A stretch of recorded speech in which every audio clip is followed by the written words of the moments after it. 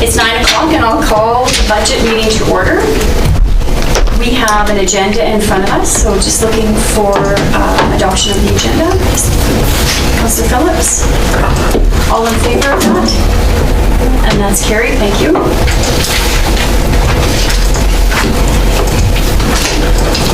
So, moving on to number 3. Introduction of the financial indicators. Right over to you, Ms. All right. Lynn. Okay. Thank you, Your Worship and Council. Just, I guess, opening to say this is your 2021 budget. I would just like to take the opportunity to recognize and thank all of the directors and senior admin staff and managers that have contributed to this document. In all my years of doing budgets, it was a pleasure. Everybody's very, very willing and able to contribute, and it's about 100 pages bigger than it was last year, and that's because the details where people can add their comments in. This program was so embraced that everybody just added to it. So I really would like to recognize all the people that contributed to this document. Great, thanks everybody. So again, it's laid out so that we could try to walk you through. In my mind, if you were just going to, do a high-level review, once we've taken you through the summary, that should give you a really good overview of what changes are in the budget and what the impacts are, and the rest is really drilling down into the details, but it's intended to give you a real comfort level of what changes have we made in the budget, okay? So I will start with the introduction. It just kind of outlines that we start with a set of assumptions and go from there every year when we start to build the budget. We've also done a 10-year capital budget that's balanced, which I think is very big. But the highlights for the 2021 budget are there's a 0% tax increase. The new assessment has identified approximately $44,000 of new tax funding, and the majority of this is coming from non-residential. So when we got the preliminary assessments from the assessor, the non-residential assessments have gone up somewhat. There's a 0% cost of living for increases in staff salaries. We did a 0% increase for utility rates.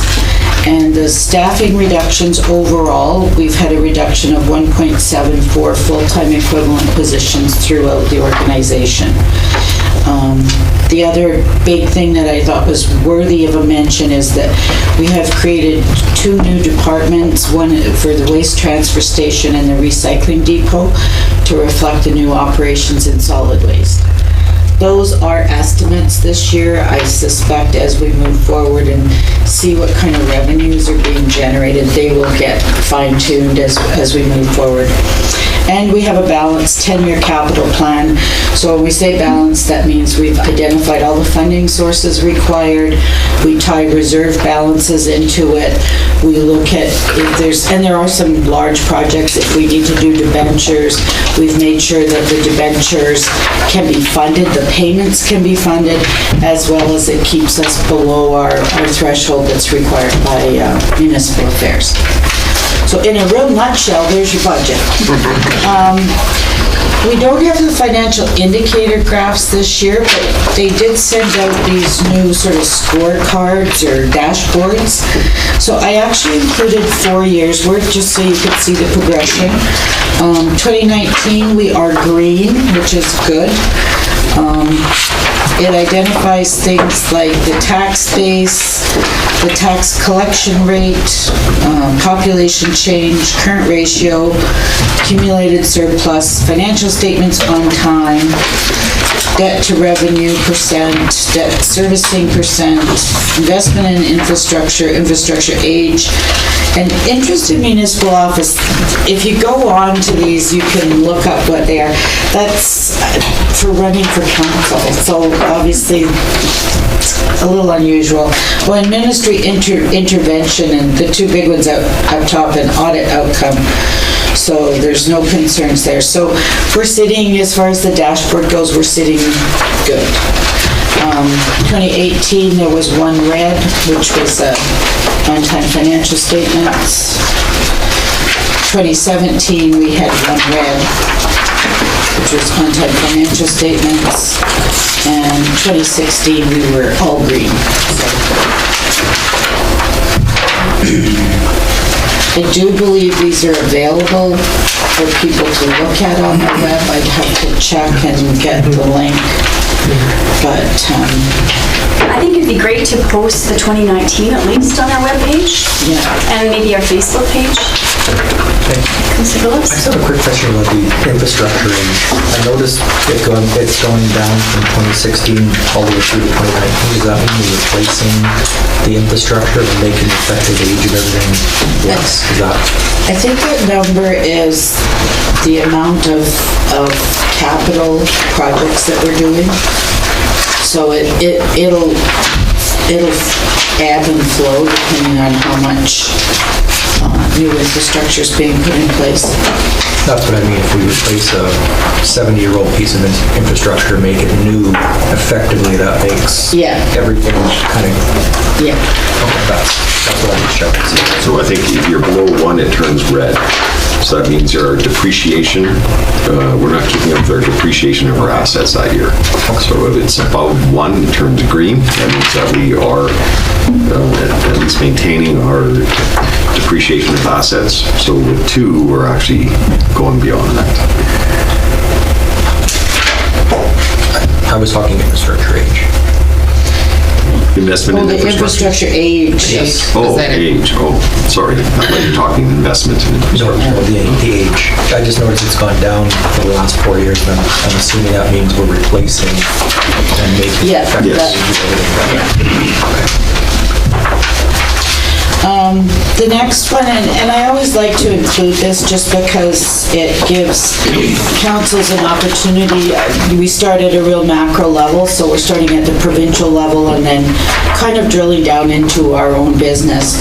But the Alberta economy, the indicators at a glance, and I'm not going to go through them, but I actually included this year and last year just because we've had such a unusual year that I think it's worth looking at the comparators. If you look on page 10, you see all these big drops, like there's all sorts of spikes in the graphs, and we certainly didn't have that last year. So the economy is struggling, but not through any fault of our own. I think it's the COVID, and I guess we will see where we end up. It is interesting to note, though, that the CPI has not really dropped significantly. I think I just checked it recently, and it's still sitting at about 1.6.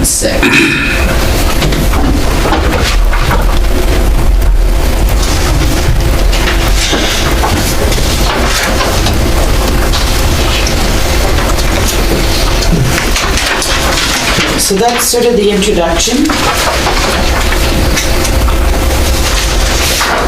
We included the budget survey for your information. I think this has already been presented to council and discussed. Yeah, we did at the service level overview. Correct.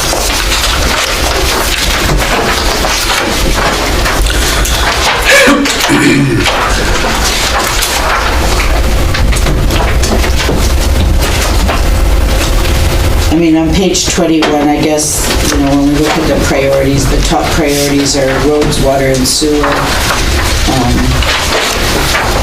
We're the highest, followed by economic development, business, airport, and tourism attractions. So, I mean, I think they're pretty broad in terms of what people support, but... Okay, well, we'll get right into the budget then. So if you go to the summary page, the goal of this section is to really give you a real high-level overview of the budget and where the major changes are, and then as we go, we can go through in more detail. But for 2019, the operating budget is $23.343 million. The capital doesn't reflect the whole capital. I'm just showing the revenues that will have to be recognized when we do our audited financial statements. So that's just how they're recorded. It's not the total capital package. And amortization of $3.175 million is included, so it does show that there's a deficit, but that's because of our amortization. If you look at the bottom, the total capital projects for this year are $10.8 million. So only $6 million will be recognized because that's grants or contributions. That would be revenue, debt, and transfer from reserves are not revenue, so they don't show up in the income statement. And assets don't go through an income statement, they go straight to the balance sheet. So just accounting. If you turn the page, it shows the comparison to last year's budget. So we really didn't change a whole lot. We actually went down by almost $12,000. So the budget is very static this year.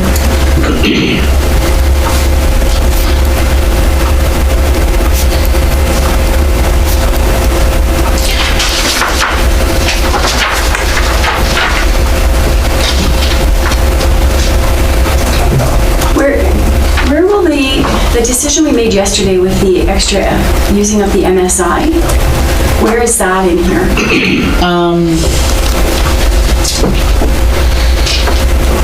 It will impact,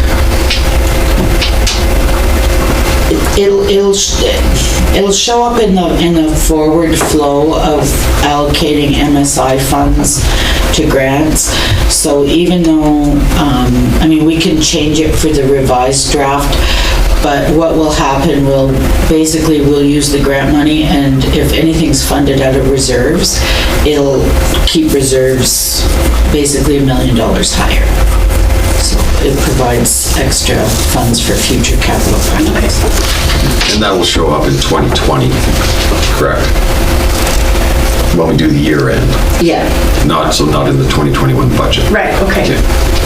Because we're spending it this year. Yes. Okay. Some of it will flow through because the projects are going forward, but your reserves fluctuate because we use the reserves to fund capital projects if there's no grants. So if we have more grants, you spend the grants and your reserves stay higher. I did kind of just give a really high level, like if somebody was looking at this and looked at the changes and went, geez, why is that? Basically, the utilities, there's an increase of $500,000, and we'll touch on that as we move through this. But that's increased revenue based on actual consumption. Last year, we had to do some big estimates just to say, okay, this is what we think it should be. We've tracked the utility consumption for the year and are confident in the numbers for the water and sewer, as well as now the waste management is in there as well, so that's impacted that. Planning and ECDEV, their revenues are down due to COVID changes, and the community center, the decreased rentals, and then expenses overall, the biggest changes are, again, there's increased transfer to capital and debt principal for utilities. Recreation, there's position reductions, and the community center, again, they did change the service level of having staff there during events, but that's what's contributed to the decrease in culture. So just at a really global level, those are the 6 major changes.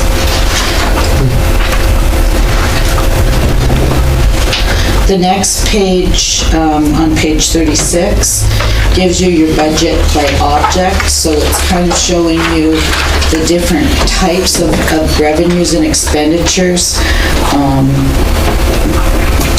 And again, I tried to give you just a very, very high level of what the changes are. Sales of service and user fees, obviously that's going down because of COVID, although we're finding in some of the rec facilities, the fees aren't going down as much as we thought they would, but people really look to that as an outlet of exercise and fitness. Utility sales have increased. Our return on investments have dropped significantly. We just had that rolling, and the interest rates, we're only getting 0.9% on our MUSH account. And Can I just point, the utility sales have increased. I wonder if that's because more people are at home. The lights on and heat Yeah, on. yeah, could be. yeah. But we did track the volume of water consumption, but yeah, that could be. So I guess, and we'll continue to monitor it on a monthly basis for next year. Filling up pools in the summer.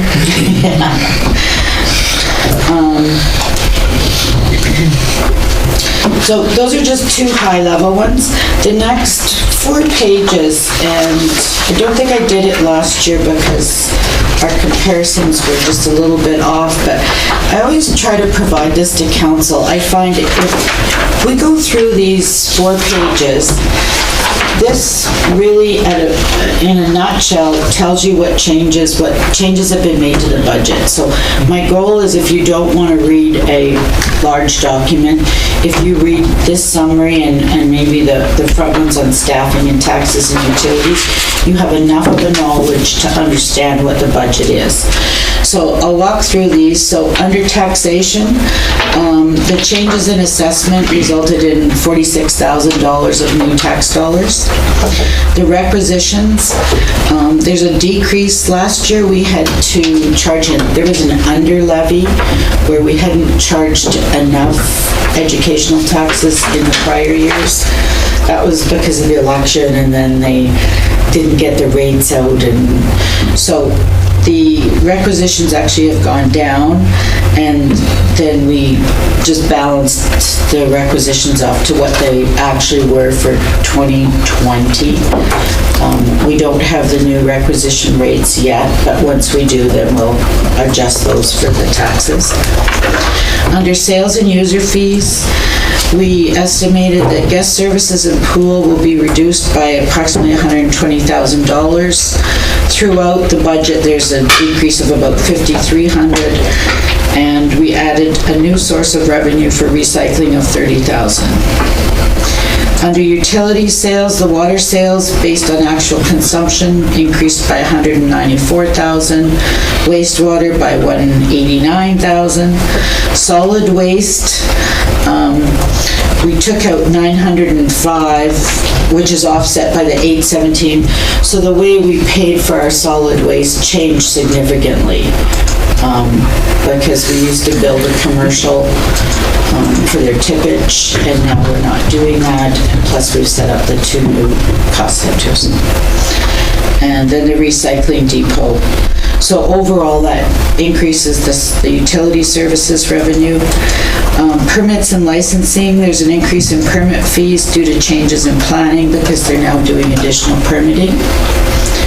Fines, they increased their provincial and local fine revenue. I don't know if they were being optimistic or thinking there might be more activity. They're getting a new ticketing thing, so maybe the e-tickets, maybe they're... franchise fees went up by $91,000, and that's based on the documents you had at council previously. Just based on consumption, the rates are the same. And then our return on investments dropped by down to 0.9. Just one thing to note is all the interest is transferred through to capital. That way, if you have a big drop, which has happened to me, it's not impacting your operating budget and you're not all of a sudden faced with finding $200,000 in cuts to support your operation. So anything like that that can fluctuate, you do not want to use for operating. So. Some minor changes in rentals and leases. Sponsorship and donation funds decreased by $1,000. Grant income. These are all pretty much adjustments that flow through to the county. So just based on our actual operating activity. So overall, the county contributions are going to go down by $275,000. Part of that was maybe some newness on my part. I had rec admin budgeted at 50 and we only get 25% for them, so my apologies. The loose op-ed's not eligible for cost sharing. Christensen Center, I mean, a lot of it's just the changes in our operations for next year. And then the fire agreement, the shared costs are no longer part of the agreement. So, ECDEV, they reduced revenues from Market on Main. And the airport transfer reserve, last year we had $11,000 showing as a transfer from reserves, and that was just carrying some monies, one-time monies forward for the consulting fees. So overall, all that's out to $12,000 change in revenue, but those are the major changes in revenue in the budget. Everything else is basically similar to prior years. Betty, thank you so much. This is so great for us to be able to share with our residents, and it's easy to explain, so thank you very much for all of this. The next page outlines the changes in expenditures. So and I did it by object, I didn't do it by department, but, so personnel, there's a reduction of $121,000. Benefits, just through staffing adjustments and fine-tuning the benefits, increased by $16,000. Staffing reductions in recreation was $175, in the community center $42, and then step increases in staffing changes throughout the organization account for $80,000.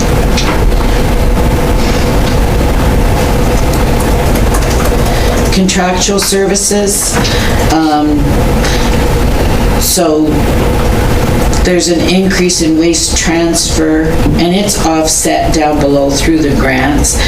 We increased that by 1.14, but down below you'll see there's $1 million, because basically before we used to pay $1 million to the county, now we're paying it to a contractor. So just different line item, but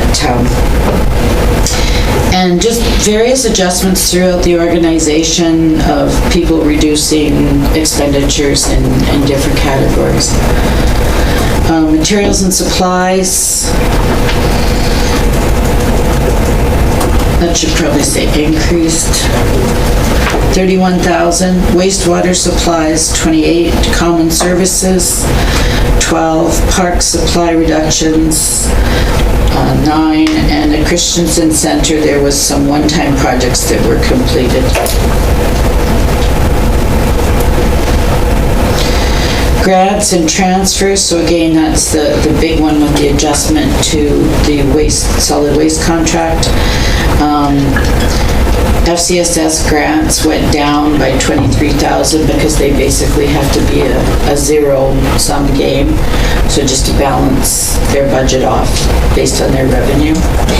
Betty, can I just ask about solid waste? We dropped, getting a new contractor, we dropped $80,000 from last year as well, didn't we? Isn't that about 80? In the residential. In the residential. The residential contract, yeah. Okay.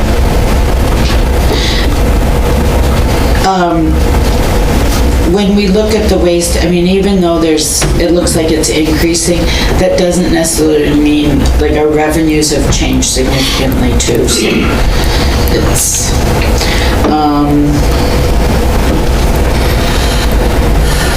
oh, and then I had to add 48,000 into the admin department. That's our contribution to FCSS, and for some reason, it wasn't in the budget, so that's a correction. And then we did reduce some of the grants that we administer, and we can see the details. We reduced them by 17,000. There's some slight increases in bank charges set up for utilities and guest services, and the debenture interest, we record the interest in the operating budget because it's an expense. The principal goes straight against the amount of our loan, but every year the interest, they fluctuate, right? Or usually your principal goes up and your debenture interest goes down, but we've got some new loans, so that's a change. That's all. Yeah, sorry, you said benefit changes ended up adding a little bit this year, is that correct? Yeah. But is there like a new benefit provider? Because like you said, staffing went down by 1.14 or something along those lines percent across the board. Right. It was probably more because last year was our first year in Questica and our first year kind of getting everything sorted out. So based on the classifications for salaries, like casual, whether somebody was marked as a casual or part-time, whether they received benefits or not. Right. So there was some adjustments with all of that. I can pull out details if you want. No, I was just curious. It was just that makes sense. fine-tuning all of the staffing. And we did do a lot more work on staffing this year, just to make sure we had all the people, and there was several new staff hired, like in Public Works, to fill vacant positions and that kind of thing. Great. Thank you.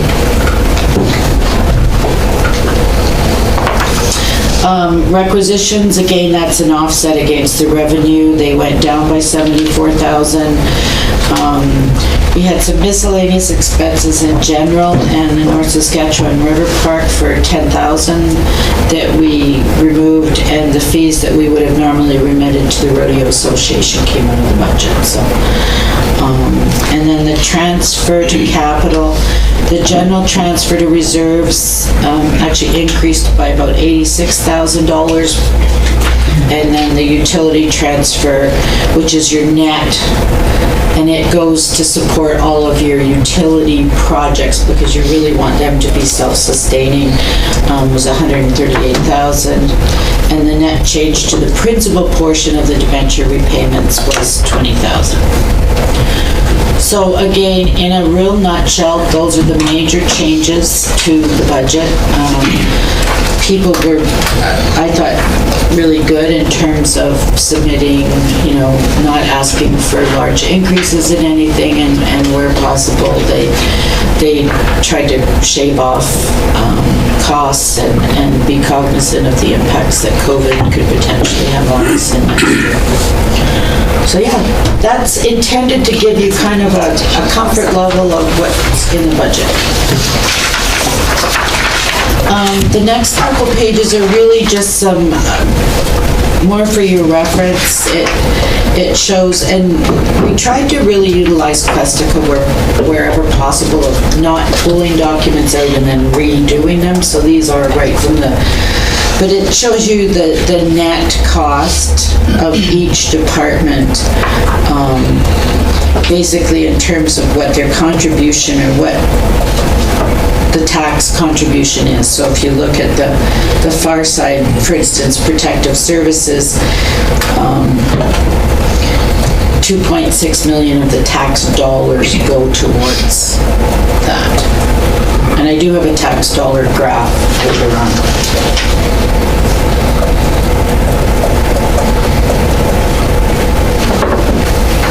So this breaks it down and shows everybody exactly where their tax dollars are going. Yeah, in the taxes, I did a graph, or tried to show a pie chart of where does $1 of taxes go, just so that people could see. I wasn't smart enough to be able to put a loonie on it. Maybe Laura can do that. but it gives you a real sense of where are your tax dollars being spent, where, and it's something that's relatable. Is that in here? Yeah. Oh, what page is that? Page 61. Or no, page 61.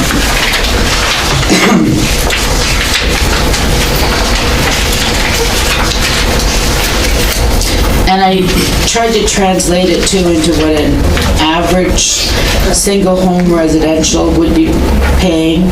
So your tax dollar, the first column is where a dollar goes.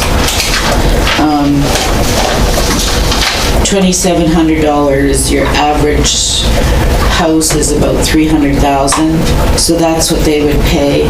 And per 100,000 of assessment, so if somebody's reading this and you know your house is worth X, you can look at it and go, okay, so for protective services, I pay this much.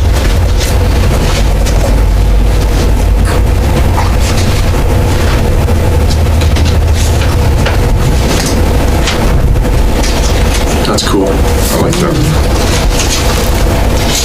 I know this is like available for people to read this larger document with the graphs in there, but it might be worth, people like their picture graphs or something like that. Yeah. We did one last year, didn't we? Yeah.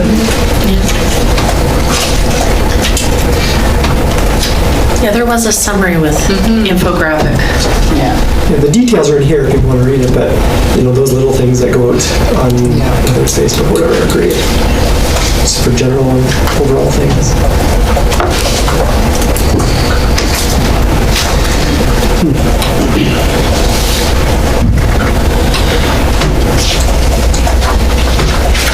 I'm a big believer in graphs too, because people don't always like reading numbers, and a lot of times really what you're looking for is the relative value of something, so you know that this is more than this or less than this, and it just creates you're trying to create a feeling or a comfort level that this is how things are. Yes, no, this is a great page. The next section in the summary, and I'm not going to go through each one, but we actually added the current year capital projects in here, because I'm really trying to, if you read this summary, you will feel comfortable. You will know the majority of sort of what you need to see. You've seen the changes in the operating. This lists all the projects that we have for the current year. They total $10.8 million, and we've listed them by major category, but we will go through those in the capital section. It's on page 44.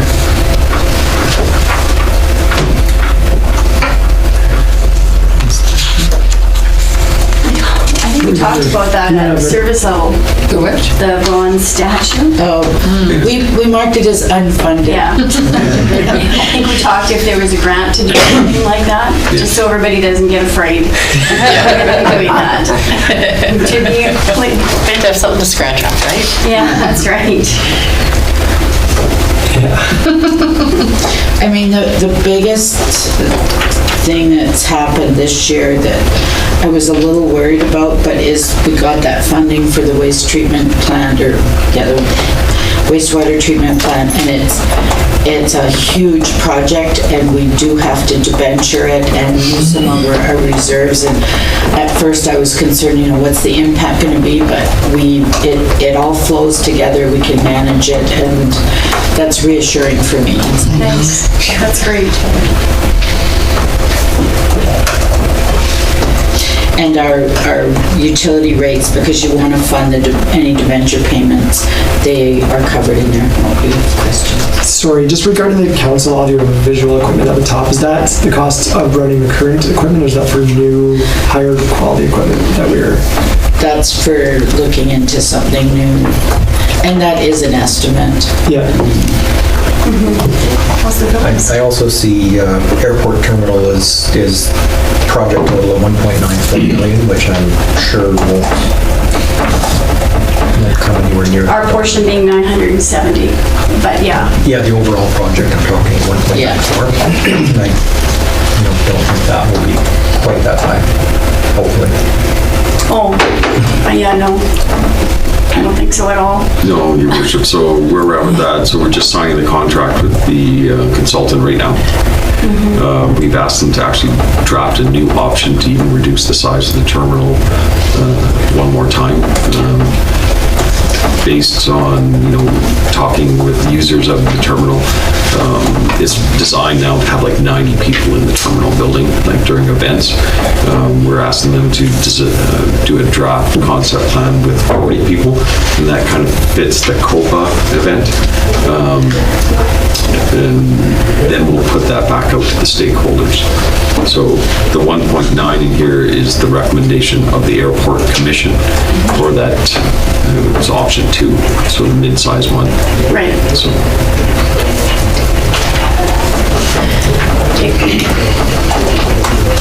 So with some of those, I mean, we have to put in a high amount, so, because if you put in a lower amount and then it came in higher, then we'd have to look at how we're gonna refinance it all. So that's your capital. We also have a 5-year operating summary on page 47.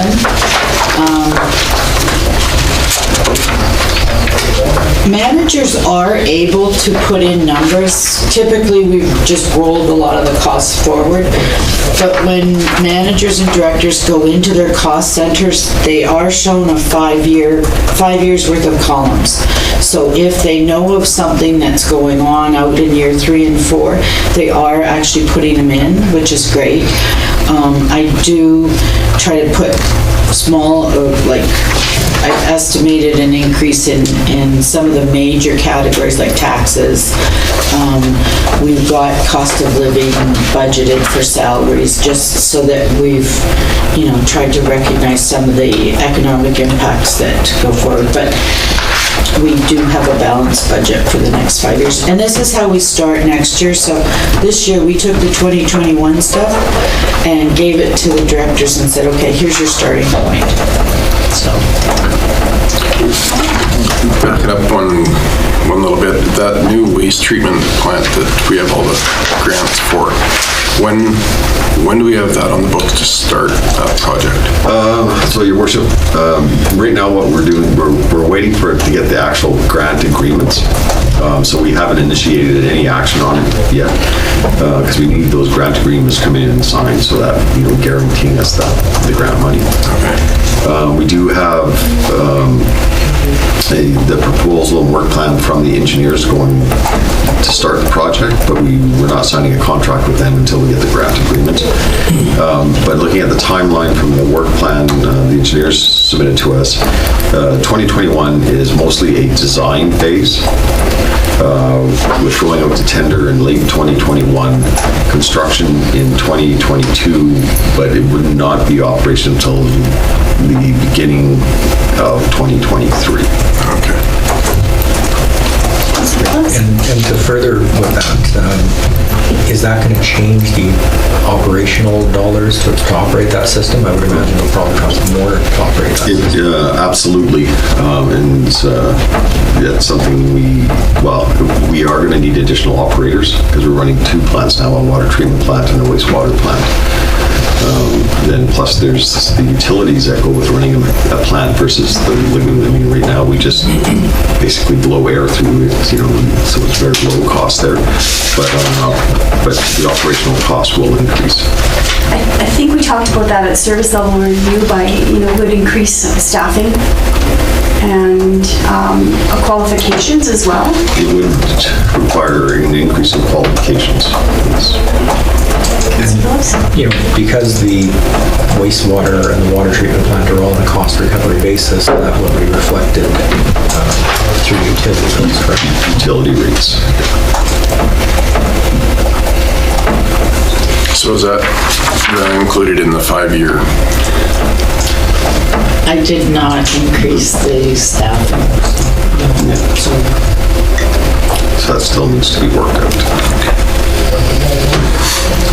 I mean, like, we have 3 water treatment plant operators now, and really it's going to, once we see the system and how much, is it a full-time person there, and then the other one substitute in, so that's just something we have to work at. Like, we're not going to, we're looking at like hiring 3 people just for that. So it's going to be an adjustment. But then our fees will also, our revenues will change as well for people using the commercial dumpers that dump there as well, right? Everything will just go up Yes. to accommodate.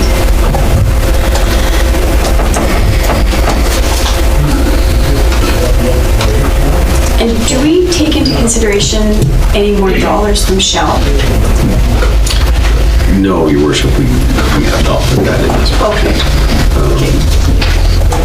So that contract kicks in whenever they decide to, 2020. I would have to relook the contract, but it's 2023 or 2024 where it actually kicks in. Because our plan, the initial, we thought the grant approval for this wastewater treatment facility would not be coming until 2023, 2024. That's the normal timeline. I mean, but through the COVID pushing money out through the federal government, it ramped up this project approval. But that contract is for another $3 million. That would be put directly to this project, right? Project, yes. So that wouldn't limit, it doesn't change the amount of water that they would be able to take from the reserve or the lagoon? Your Worship, no, because actually the plan is, so the existing lagoon, would not be used anymore because it's treated in the plant, but the existing lagoon would be storage. Right. So they would pull out of the storage of the Nice. lagoon. Okay. Councilor Phillips? So, in theory, there may be more water available to be able to do that for a program. Your Worship, no, because we're still treating the same amount of water, Okay. right? Because under the contract right now, they would just pull off the discharge. So, but we're still discharging the same. Because we have to discharge as per our license, right? A certain amount back in, how does that work? Yes, but we have approval from Alberta Environment for this contract, so Right. we don't have to return this water to the river. Right. Okay. Any more questions? Okay. The next section is staffing, so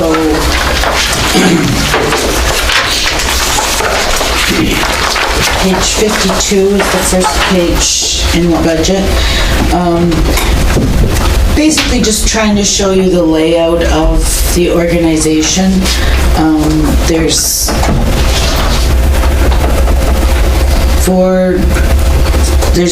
5 streams and 4 directors. Protective Services kind of functions because it's with the RCMP and the fire, which they're contracted out.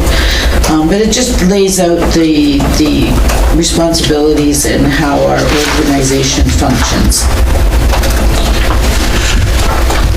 How many employees does the town have? Next page. Is there a total number there? Well, this isn't actual bodies. We have 81.77 81.77? FTEs? FTEs. So full-time equivalent, if somebody's working, say, 1,000 hours out of the 2,000, say they're in recreation, that's a 0.5 FTE. So it's all consolidated, and we've got some more staffing information for you. So this just shows you the salary and benefits as well as the total hours. This is coming out of Questica. This software is just so amazing to not be calculating salaries and benefits manually in spreadsheets. I know working with Wes in recreation because he's got a lot of staff that work shifts and, part-time staff, and we're able to make changes just at the press of a button. It's wonderful. wonderful. So this shows you the allocation of staffing throughout the organization. So in total, we're spending 5.8 million on salaries, 1.359 on benefits, for a total of 7.2, and 81.77 staff. And then I have done a comparison to last year to show you what the changes are on the next page. Is there a comparison to other munis the same size as us? I know Dana asked me for that, and I did try to look at it, but the only place I can get a comparison from is through the SIR documentation, which is the Statistical Information Return, and it does not count part-time or casual staff. They only want to know, like, the number they ask is everybody's full-time staff. So we didn't do it because it's so difficult to compare. Do you know any other munis that use Questica? Yes. So would it I be just could as easy to reach out and ask for see this if they page? would be willing to share. Yeah, we could certainly do that. Okay. Yeah.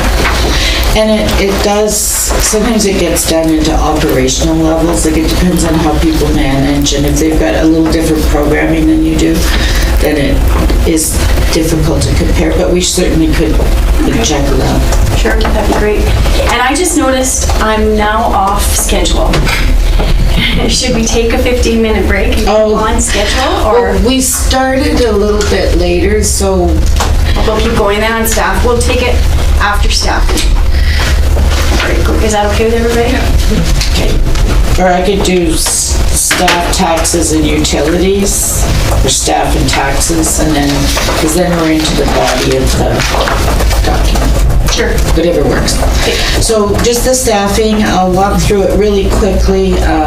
Administration, there was a small increase in custodial.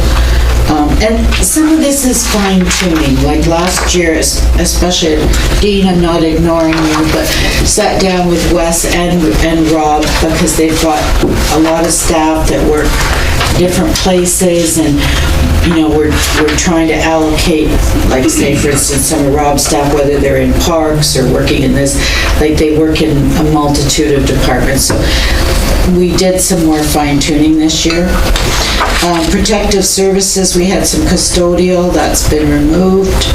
Transportation, we had a lot of staff allocated to common services and we moved them to parks. Roads, there was, and again, these are some of the ones where we were just adjusting.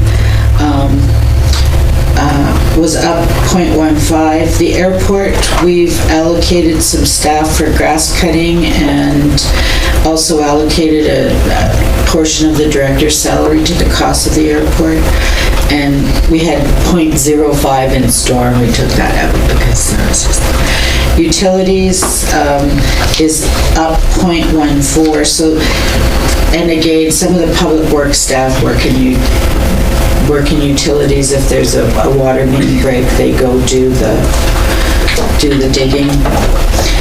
Social services is down 0.1, and social services includes cemetery, which is run by Public Works, but it was basically custodial adjustments throughout.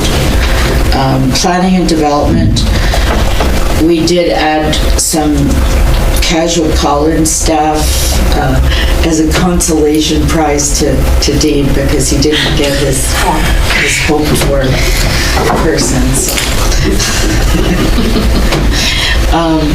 Recreation is down 1.68, so the 0.34, we had some managers being charged into Rec-Admin, and I took them out, and one of them's no longer here, so like the building manager, there was 0.10 of them being charged to administration.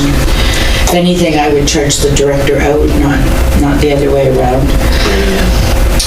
The Christensen Center, there's one position that was eliminated, and custodial staff were adjusted due to the service level changes. So that was, we had a manager of facility building facilities or facilities. The pool is basically the same. There was one position removed, but because of the rotational schedule and everything, it's basically, even though there's one less full-time position there, the staff are still working their rotation, so they've just been filled in. And guest services and programming and fitness, when we go into the body of the document, we actually split those 3 areas into 3 cost centers, just so we can see sort of the actual costs a little bit better. But we did remove one position, and we removed the fitness staff and have call-ins or contract staff now for fitness programming, so it resulted in a 0.77 decrease. Parks, that's really just the switch between common services and culture, which includes the community center. There was a reduction of custodial staff at the library as well as the custodial staff at the Bruce Opera. And that's your staffing changes. Maybe I just have a question about the contract staff for rec. That should be pretty much even, right? Like, so you're only calling that contract staff in when you're providing Yeah. a paid class? Yeah. Class. Okay. Thanks. Okay, should we? Break? Yeah, I think we should stick to this. A little bit? Yeah. It's 9:50, so I will call a break to 10:10. Is that okay? And we're-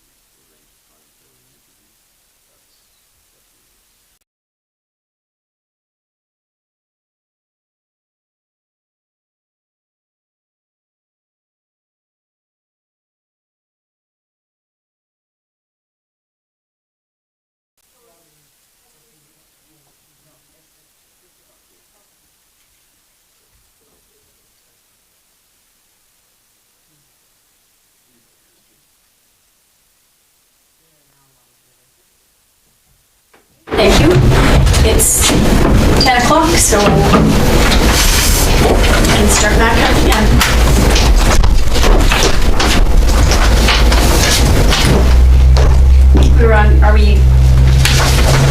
We're done, page 55? Yeah, so the property taxes.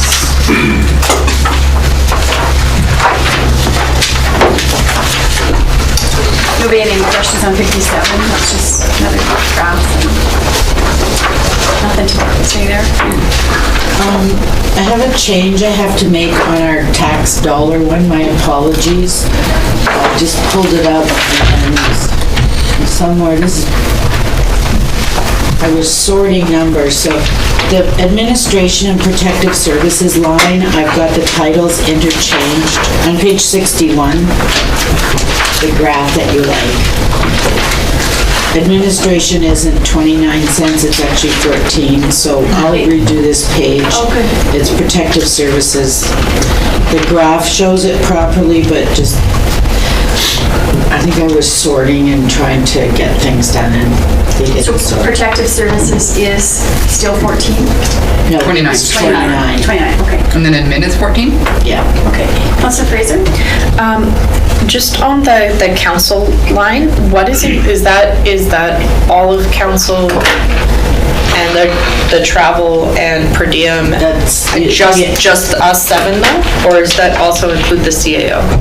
no, that would just be us, okay. the council, and there is a general council as well. I think the total's about 372,000.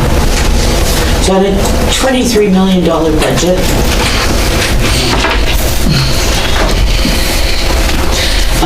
So basically, taxes have stayed the same, 0% increase. If you look at page 62, again, I know it's a lot of numbers, but just I like to provide, this is, it's the assessment, so we're at 915 million. We show what the levies and what the tax rates are. It's really just an information page. We're still paying, basically, of the tax dollars we collect, 76 cents of it goes to the town, 23 cents goes to education, and 1 cent goes to seniors.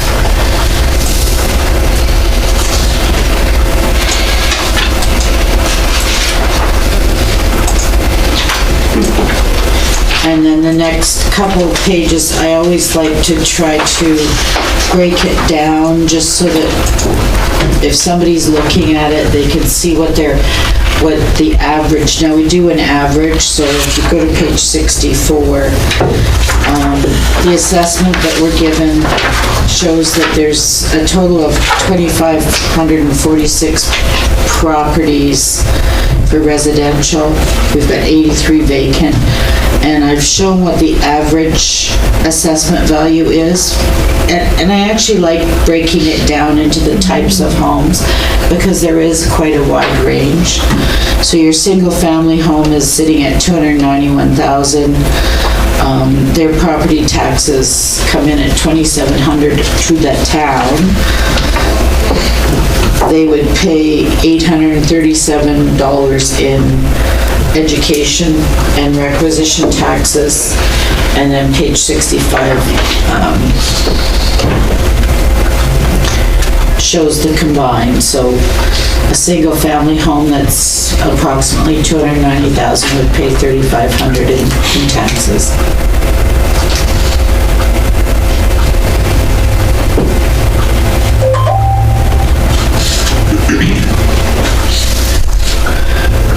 I'm not sure what other communities will do for 2021, if they're going to have tax increases or not. I don't know that you want to have a 0% increase forever, but I think the benefit to doing that again this year, well, one is COVID, but two is it hopefully will help us keep moving towards that average tax rate target. So that we start to fit in with that. That 837, is that like last year they weren't sure what the number was gonna be. This is what they're We charging, or is this have a not guess? been given the school taxes yet for this year, so that's based on last year's rates. Okay. So, it depends on what education decides to do. Sometimes they have surprised me in prior years where they've come out with, 3-4% increases. I'm really hoping they don't do that this year because I really don't think people could withstand it, but, I mean, it's, And this is all gonna be laid out like this on their tax notices now with the burst split we it out, actually right? created a separate line and we got logos put on, so yes. Yeah, that's good. Good. Yeah, We can't mail them separately still? no, I'm afraid not. Darn. It's good to see, have the public know how much the educational part of the tax, the municipal tax is, because it's a large amount. Well, it's always been on the notice, right? It's just never been highlighted. Obvious, yeah. Yeah. So I think putting a logo beside it really will help people understand that it's not us setting that rate.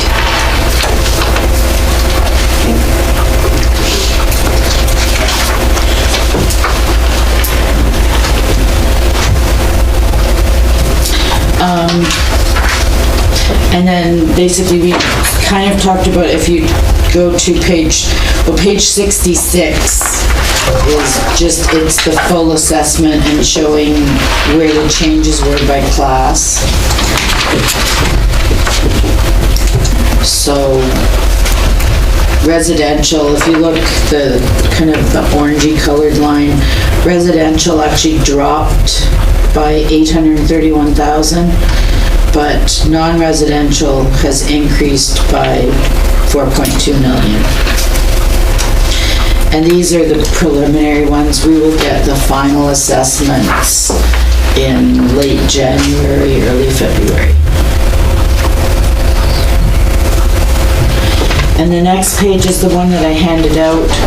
My apologies for missing it, but I kind of did a macro comparison with data that's downloaded from Municipal Affairs. So the top is the residential, so the town's at 9.27. The average for all towns in Alberta is 8.72, so we're still slightly higher. The village average is even higher, and the city average is lower. But, I mean, they've got different economies of scale and different programs. And then the non-residential shows that we're actually, I used the small non-residential because we have two rates. So to try to start comparing that, it's just about impossible to do. So I did the non-residential large business is actually is actually 14. So our large business is higher and our small is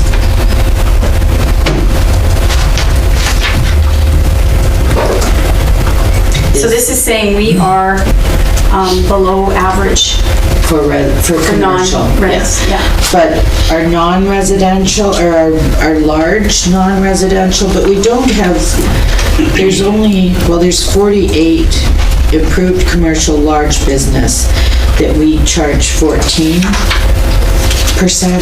or the rate's 14, so we're above, no, we're even higher, so yeah, all our commercial is above the average.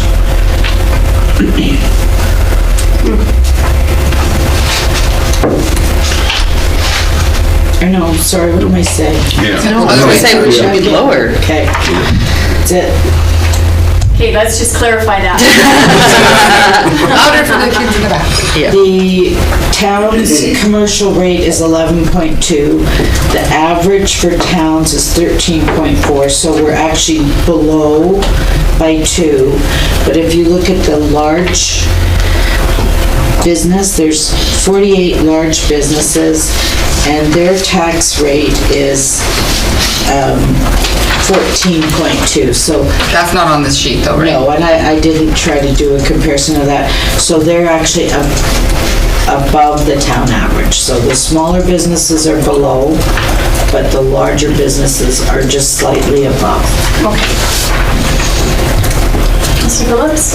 It would be interesting to see not just the tax rates, but have the tax rate with the assessed value for residential, commercial, and then the population size along with that, just to see how, how the tax rates, the total assessed value, and then the Yeah. population, just to see how we sit in that, because the numbers can be skewed with different populations and different assessments.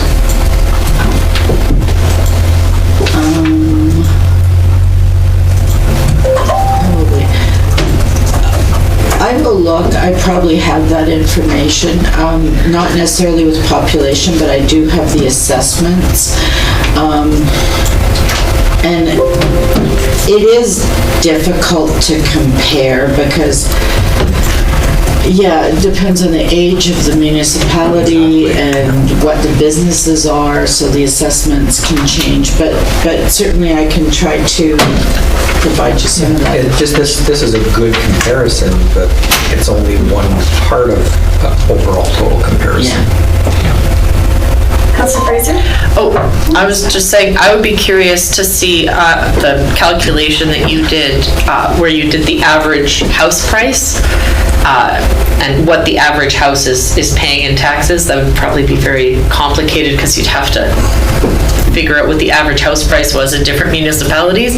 But I think that number, like what the actual tax bill looks like for the average citizen in a is more reflective of what's actually happening versus a mill rate, which, depending on what the house prices are doing in an area, can Well, it fluctuate. depends on the age of the homes. I don't know if I could get that information Yeah, no, unless that'd be people crazy. would be willing to share their detailed assessments, because I can split it down by single family. Otherwise, it's just a consolidated number, but we're always looking for new things to analyze. Sorry. Sorry, I like doing statistics, so yeah, that's, but just trying to give you a feel for where we're sitting. I think we're moving towards that, trying to reach the average, and I think it's always a year behind, but it certainly is moving in that direction.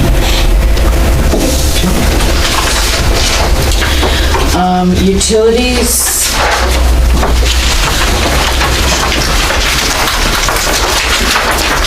So basically, it's the same. We're not going to change the rates. Nicole actually did a lot of the analysis working with our utilities clerk, and we were able to access consumption information out of Diamond, which helped us, and it basically increased the amounts, because the first page 68, we show the combined water and sewer. So we've got 2,589 accounts. We've got the monthly charges, and down below we show that we're using 13 cubes this year for residential consumption. Last year I used 10, partly because I was having trouble reconciling the numbers. There's really 3 variables, and I could not come up with what we had, so I just had to make some assumptions, and we adjusted for this year. So we're using 13 cubes, which I think is reasonable. So an average utility bill would be $55 for water, $51.07 for water. The base rate for sewer is $14.15, and 13 cubes, so $19.50, so $84.72. And then it just shows you the calculation on the revenues. And that's monthly? Yeah.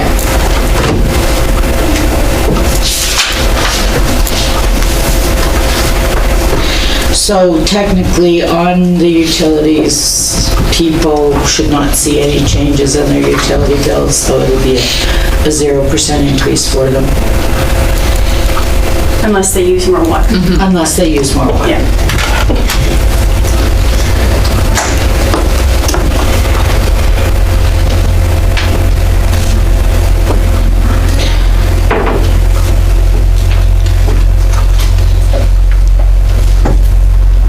And the graph, we have tried to go back and on the next page showed some historical consumption. Or it's probably revenue, so it does show an increase in 19, and that's probably when the rates were increased.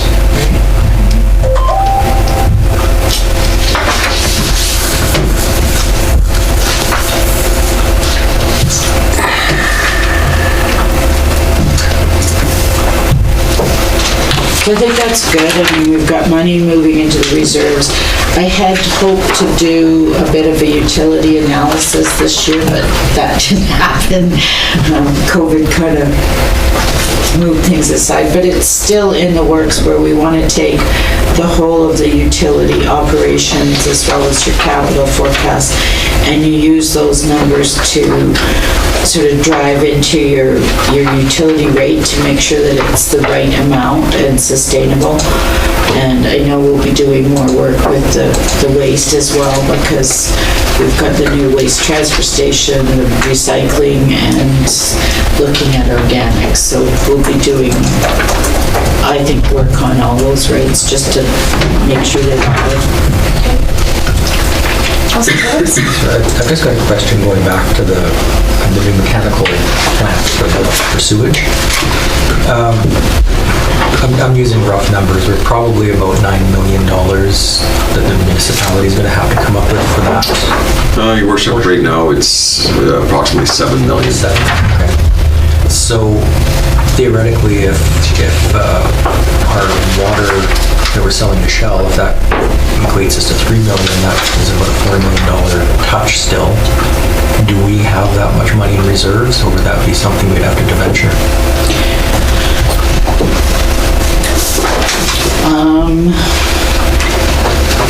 Do you remember off the top of your head? We basically just gonna find it. We have it all in a project sheet. We used some of the money from reserves and we did debenture some.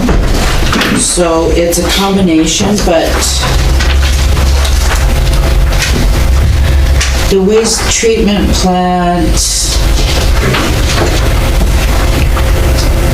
we looked at, we might have to borrow, I've got 3.3 million. No, that's, hold on, find the right page.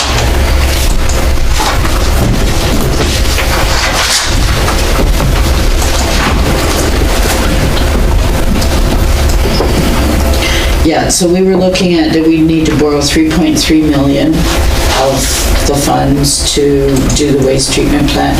I mean, and it was kind of a, look at it, we looked at how much was in the utility reserves. That could be adjusted depending on what our comfort level is. And does that amount include any contribution from the county, or is that just on our own part of it? I don't believe we budgeted for that, for this purpose. I mean, we're still 2 years out before these costs come in, or just over a year. So, I mean, this can be adjusted, but we have to budget for what we know. Yeah, just if we're talking 20% of 7 million, that's 1.4 million, that changes, it definitely changes things. Just a minute. So,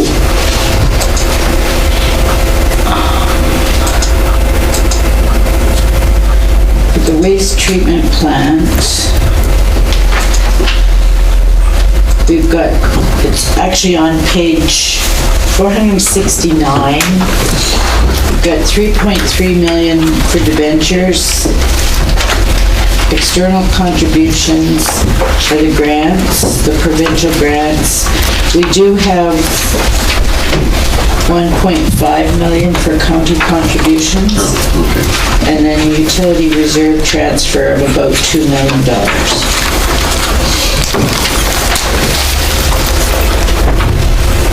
I just, Yeah, so that's how we've set up the funding. I mean, I guess once we get into it, we will look, but I didn't want to wipe out the reserves too much because you draw those down too low and then all of a sudden you've got a problem, right? And the payments for the debentures are coming out of the utilities reserve, so it's in some ways doing debentures and having future contributions funding the payments makes sense because that way then the current people right now aren't paying the whole shot. It's being spread out over the years as the consumption is. Absolutely. Councilor Lorraine? Yeah, I just want to point out on page 468, the description that you have in the project summary refers to council virtual meetings. Oh.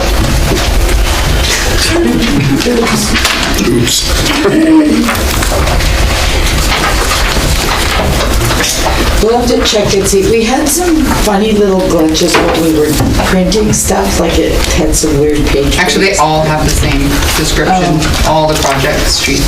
Okay, It's an expensive project. so it picked up the wrong description for everything, okay? Thank you for pointing that out. You're welcome.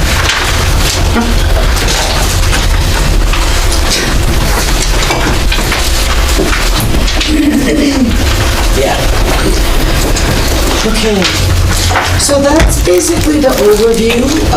We walked through kind of the high level for everything and the major assumptions, and the rest we can go as quickly or as slowly as you like. We'll go through each department. The directors will speak to their areas and CAO, hopefully, maybe. But I would suggest that we go through these at a high level, and if you've got specific questions, we can answer those. I think the beauty of having done our service level review is we've really discussed a lot of the operational issues already. So,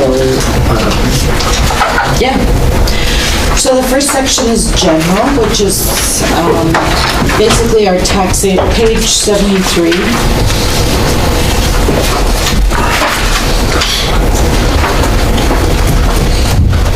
Maybe we should flip it and do rec first. We could throw Wes, throw a wrench in the works.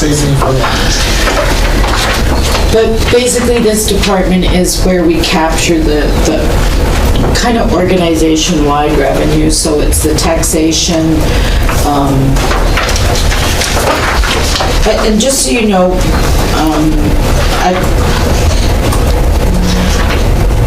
every section is built the same. So at the front of each section, there's a consolidated statement that's a divisional statement. I've also added, not for this one, but for other ones, a breakdown of cost centers. So you get your consolidated statement. I list all the cost centers. If you just look at legislative, you'll see it. It shows all the departments or cost centers that are included in that area. So you can see that there's 8 departments as well as sort of expenses by cost center. So trying to kind of give you an overview of information of what's in that area and what are the major categories of expenses. So just so you know, and every section's the same. So basically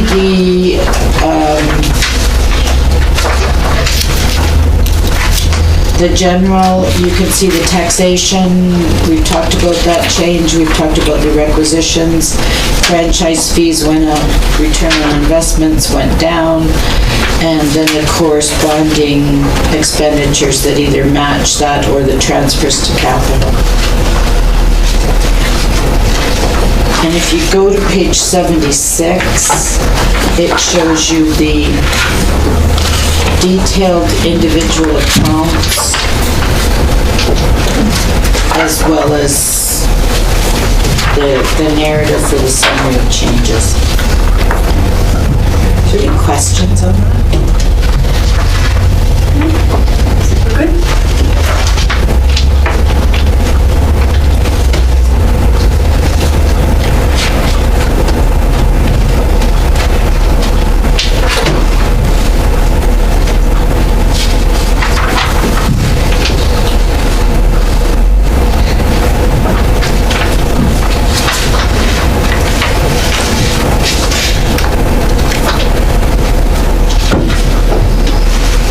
The tax increases are just based on the assessment change, right? Is that how? Right.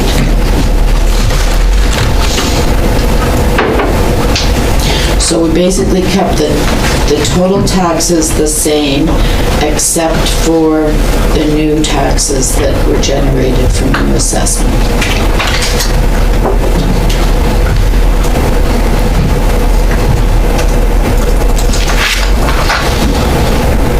And that 21,000, that just goes into reserves.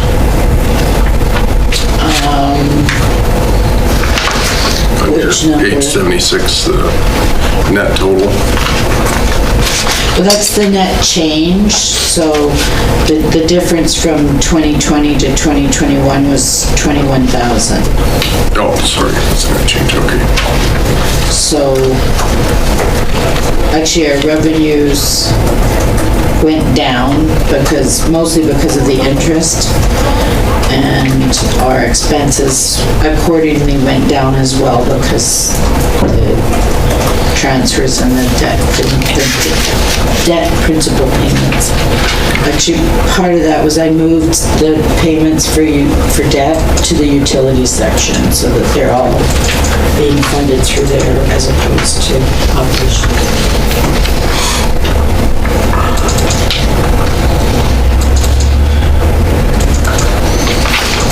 I think most of that we've kind of covered in the overview.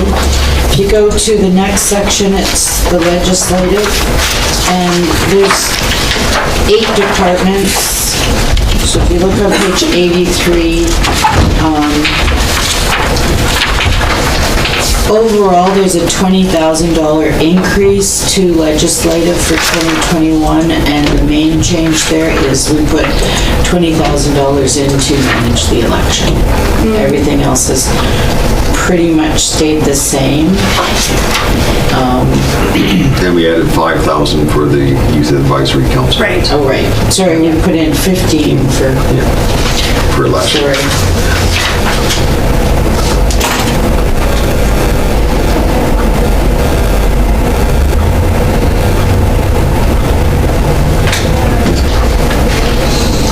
Sorry, Renee, I just took $5,000 away from you.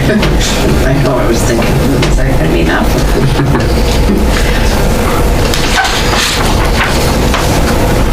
So we did leave all of council budgets the same. I think, given that this year there's an election, we'll review those budgets and look at if we need to make adjustments for 2021. That's crazy. Why is mine the only number that's different on the council page on 83? Notice the motions. Will you charge me for them? Yeah. Well, just, yeah. Seems odd. Because I didn't go anywhere this year because of COVID. Possibly. I think- Deputy Mayor. Your I'm benefits scheduled is for higher. deputy I'm not sure why. You've got 1625 in your benefits. Would that be the mathematical error from the audit? No. We'll check that and see. You get benefits? Well, Exactly. CPP.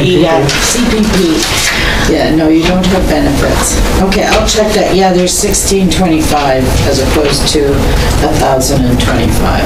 Which, yeah, doesn't make any sense. Councilor Phillips? I mean, obviously for 2021, we're looking at a zero, no change at all for council. I know when we were talking at our service level retreat, we were bridging that topic of 2022, 3, 4, 5 for the next council. Is this where that discussion should take place? What are you saying? Sorry? Well, we talked about the service level retreat. Obviously, we're not doing anything for 2021 because that's not prudent. But to look at the future council's remuneration, so that it doesn't become a topic for them, where that council meeting. You're gonna have to speak up. I'm starting to not be able to hear you. I apologize. I can hear myself quite loud. So Oh, I think I'm you're talking, not I think at I'm all. talking really loud, but I must not be. New hearing aids. I understand. Okay. Was Renee, did you have something to say on that? Your worship, I just wanted to say that that's something we're working on, is like the remuneration to come back in Yes. the new year. Okay, Yeah. that's fine. Yeah, the comparison. Yeah. Yeah. Okay. Okay. Yeah, I didn't know where that conversation should take place, whether that's today or another day, so that's just good. Yeah, it'll be in the new year. Thank you.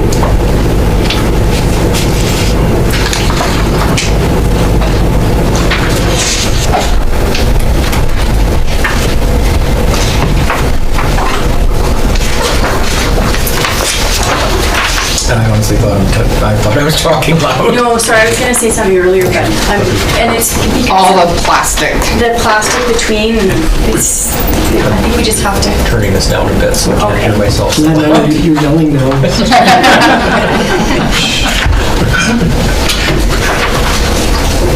Okay, so if there's no questions on that, I'll move to administration. Page.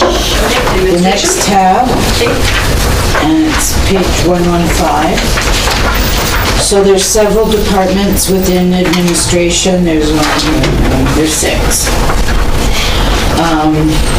General corporate is just kind of trying to keep it for things that are sort of organization-wide and not specific, say, to either the CAO's office or corporate services or communications, IT, those kind of things.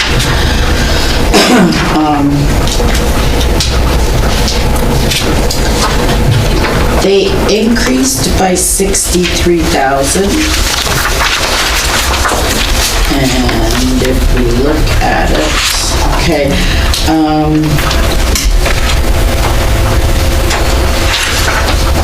the biggest change, if you go to page 120, it shows the individual ones.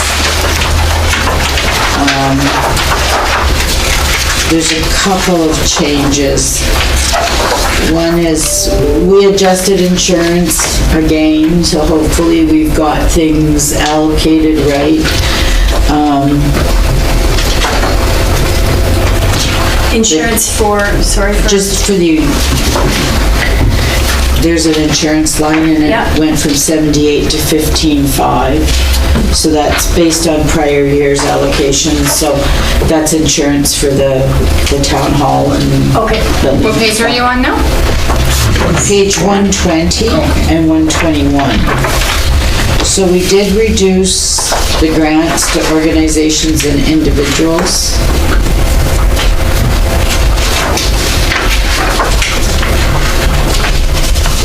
And you'll see there's a 300,000. We transfer 300,000 out of administration towards utilities for infrastructure support kind of thing, and I moved it from here to CAO's office and corporate services. So it's kind of a interdepartmental transfer because they couldn't function without us, so. I just like to remind them. And then there was $10,200. I think that was sort of that was the emergency fund, and I thought, given this year we don't need it, we'll just take it out. I think Dean slashed it, so.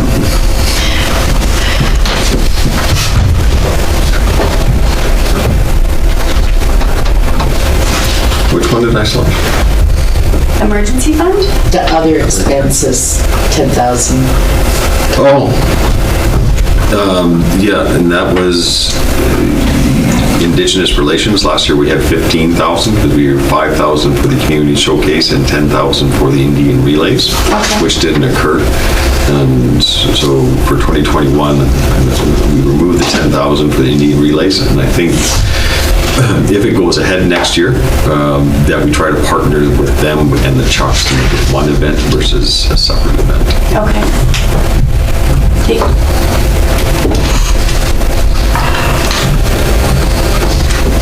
So on page 121, just, council might want discussion. So on grants to transfers, this is how we budgeted. So Canada Day celebrations, 2,000, so that stayed the same. Compassionate Care Hospice Society, 20,000. Donations in kind, that's the off one, 6,100. FCSS funding, so that's, Betty talked about that earlier.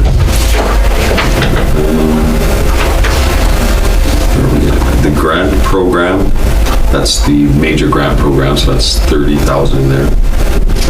Indigenous relations, 5,000, which we just discussed. Kinsman floats, 1,000.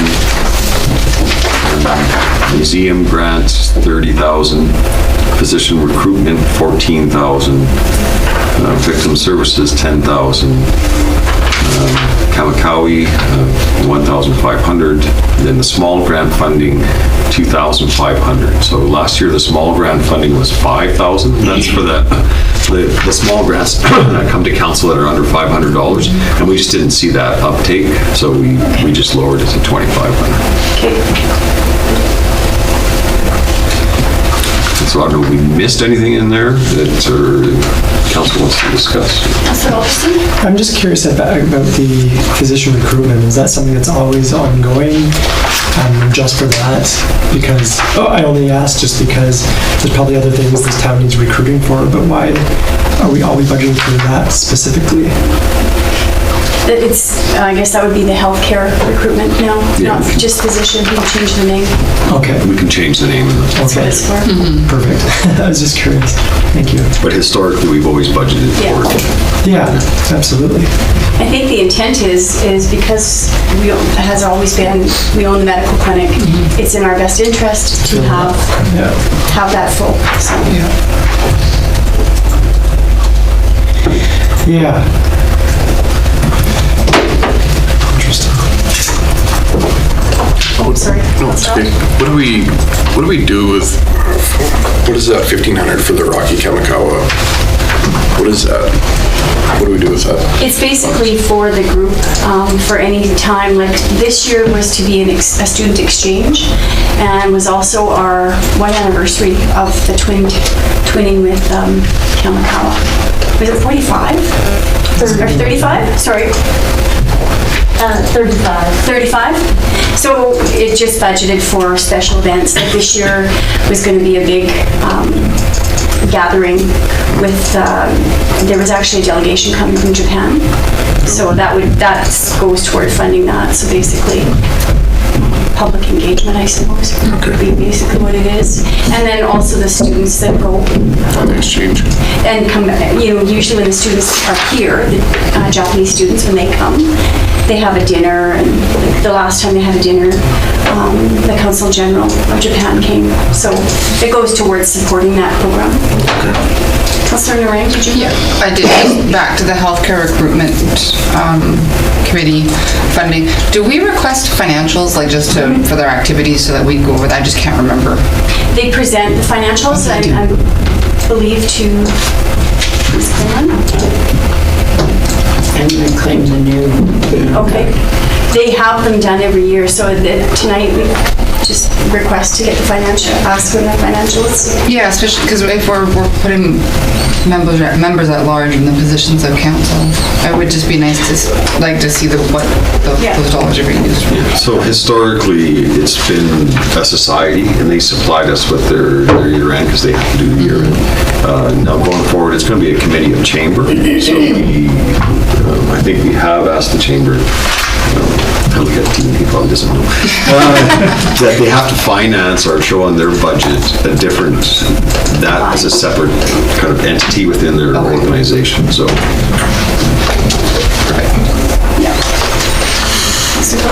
And the last meeting that we were at, they were still deciding how that was going to work under the chamber umbrella and how the accounts were going to be set up. But I know Dan Berger has done a good job of showing the financials to see where the money's going, so I would hope that would continue. Yeah, like I was on the committee, I know the financials are done. I'm just wondering if they actually present to council so that the community knows what the $14,000 is for. I think it's just a basic request to have them send the financials, because normally they send the minutes as well, and we put the minutes in as part of our course of information. And I'm not sure that we have been doing Have been doing that? Okay, so maybe we just need to brush up on that again, Yeah. because that used to happen. It used to happen for all of our external That's right. committees. And I don't We think get it is. all of the minutes, so I think that's now up to all of us that sit on a committee to make sure that the minutes from our committees, so Community Futures, the library, all of that, physician recruitment. In our council healthcare reports, recruitment. there's a section for attachments that would Exactly, probably be. that would be a spot for them. a spot for it, for sure. Okay, Councillor Alderson? Yeah, just another question about the healthcare recruitment, I guess, or professionals recruitment. Is that automatic? Is it a full amount that's just sent once a year, or like, what if they don't need to spend that amount of money in recruitment that year? It's automatically. That's what I was getting at also. Yeah, like what if it only needs 1,000? What if it's 0? Yeah, and that's been presented historically and maybe I'll let Randy, Councillor Brown and Councillor Narang explain that. Originally, the reports were returned to the council by the rep, and since the last election, the objective was to have the secretary send the notes in to the legislative rep. So that's how it's supposed to work. So if we're not getting them, then it's just a question of getting back to the committee and having the secretary send them back. But they also set like their budget. I can't remember when they set their budget. But the budget is set with the assumption that the money is coming in. Right. Not the other way around. Right. So they don't set their budget and then come with an ask. They set the budget based on the assumption the money's coming in. Yeah, so I guess that's where I might have a problem with that. 'Cause if we're transferring 14,000 but 0 isn't required, that could have been used elsewhere. Yeah, and I think when we were talking at the healthcare professional recruitment, talking about doing like that annual plan, what the activities of that group are going to be, and then when they did something like that, they'll be better able to say, this is what we need those funds for. And that's what we were talking about yesterday as well, is that they present once a year, they present, their request along with the outcomes from the previous year and what their strategy is going forward. And I think it also depends a lot on the activity. That's a pretty up and down, right? Like, so some of that money goes to paying for the accommodation. And so it depends on, there's a bit of a formula because sometimes the accommodation is paid for by AHS. And so, yeah, that's Councillor Alderson. Yeah, just- Councillor Phillips, sorry, is that first? You had actually covered some of what I was going to talk about, because it's never going to be 0 just because the accommodation portion Yes. is a fairly large chunk of the budget. Not to mention when doctors come and visits, the site visits and things like that. There's definite expenses incurred, but is it $28,000? That's a good question, but it's never going to be 0. Yeah. 600 for accommodations.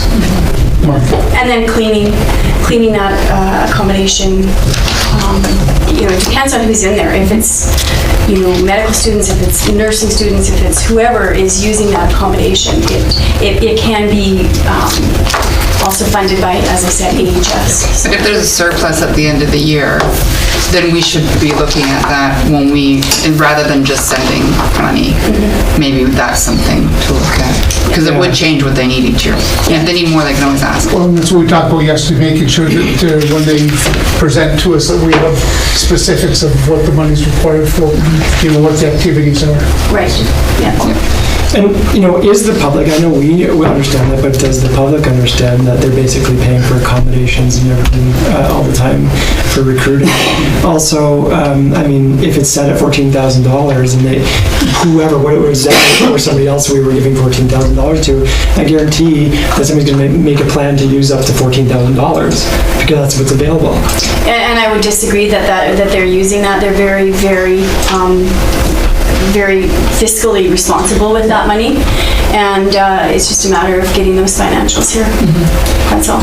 And I know we could get them here if we wanted today. Well, for sure. I probably have them in my email. Yeah. just a matter of process of making sure that we're. So when this becomes a committee of chamber, is town still going to be recruiting? Like, is this dollar amount still going to be something that we're sending to that committee? That's to be decided around here, but Great, let's talk about it. I think that was the intention. I don't think the funding was meant to change. Your worship, I think the town is committed to that money. I think we sent a letter to the chamber. That was their request when they came before council. So Yeah. I think we've Yes. For like one time, like, is it ongoing forever? I don't, Your worship, I don't think we had a date that said it ongoing, but the town, I think everything's subject to annual budgets, Okay. but we did make that commitment. And Councillor Brown, did you have another, you had your hand up before, we covered all? We've Okay. covered it off. Okay. Okay. Everybody clear on that?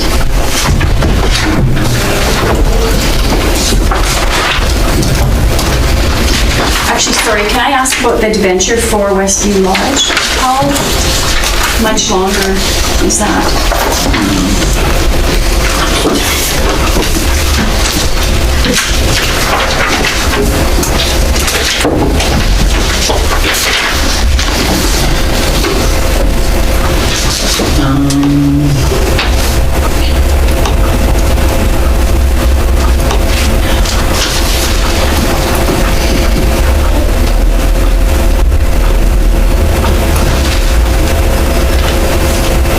Sorry to put you on the spot. We can come back to that. At least another 10 years? Yeah, it's going out to 2030, so it's at least 10 years. Okay, thank you. It looks like it might be done in 2029. So it's still there for a while yet. Okay, thank you.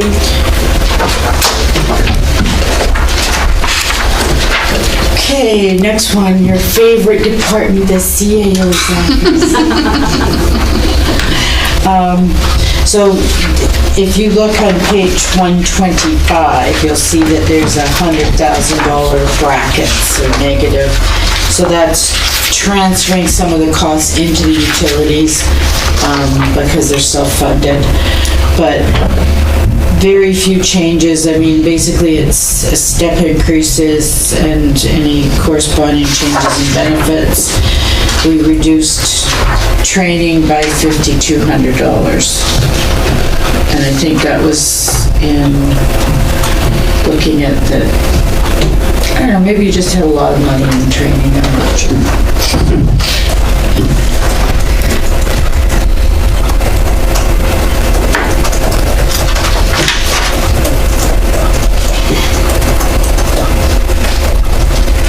Sorry, what's the gross recovers to other? It's a transfer from this department through to utilities. Because utilities are self-funding, we want to capture those costs. Otherwise, it's the concept of the infrastructure of the town supports the operation of utilities, like, whether it's council or CAO's office or finance and IT. It's just a portion of those are getting allocated? Yeah, so that when the net amount that's transferred to reserves is. That makes sense. So not a lot of changes. The next department is finance or corporate services, page 129. And you'll see there's 200,000 down there, so we're transferring those costs. Sorry, Betty, what page? Page 129. Okay. The salaries did go up. That would include step increases and annualization of Nicole's salary, because we had moved, that position was in, and then in the last year and a half, we moved it out to consulting services, and then we moved it back, so just annualization of that. We did increase the staff conferences. I don't know if that's gonna happen, but just basically, we like to send 4 staff to the Diamond Conference, if it ever happens again. It's very good learning, and then just adding some extra because we've got a manager. I think you took money out of my budget and put it into yours. Gotcha. Staff membership fees, that's basically to pay for both CPAs, so. We did drop consulting by 40,000, so there was quite a bit of money in there, and that was just for the prior years and for Questica. Assessment contract increase, and that's really bank charges and interest. I might have been just rounding that up. Wherever possible, I like to use whole numbers as opposed to $37.50. It just makes it easier. Salaries calculates through, so that's why you see it, but yeah. So that's the financial operations. Not a lot of changes. I mean, we just keep trying to streamline things and get everything. But it was quite, we have some infographics. I was really impressed by how many EFTs, how many accounts payable we pay by EFT. I think it's funny, there's only one chicken coop after all that. One chicken coop. But 3 chickens, right? There, fair point. If you've read that, do they take them, if your chicken gets sick, does it go to the vet? Just saying. That's what it says in the guidelines, that you have to take your chickens to the vet. Take it to the deep freeze. Yeah. So no bee hives, or am I? Sorry, Nobody can see any bees. where do I see that? Oh, right there, it's not highlighted. I don't see it either. It's on the, just Oh, in the middle, okay. Oh, there, with the bees. Yeah, Oh, but the Picture of the bees. But the number 3 is not bolded, so it It's doesn't not. stand out. Clearly need to make this simpler. Yes. Just follow the bees.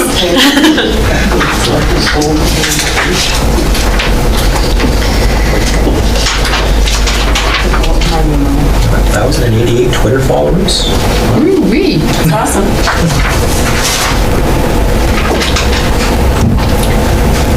Yeah, I like this page, it's great. It's really good. And we will keep trying to work on this and build more, because I do think, or at least in the summary documents that go, because infographics do give a picture instead of blinding people with numbers. Sometimes it's just overwhelming. Okay, so the next department is IT, page 135. We outsource this department. I think Microwave does a fabulous job providing us service. I find them very responsive. So it did increase. Basically, she sends me a list of all of our service agreements, and they're listed over here. We do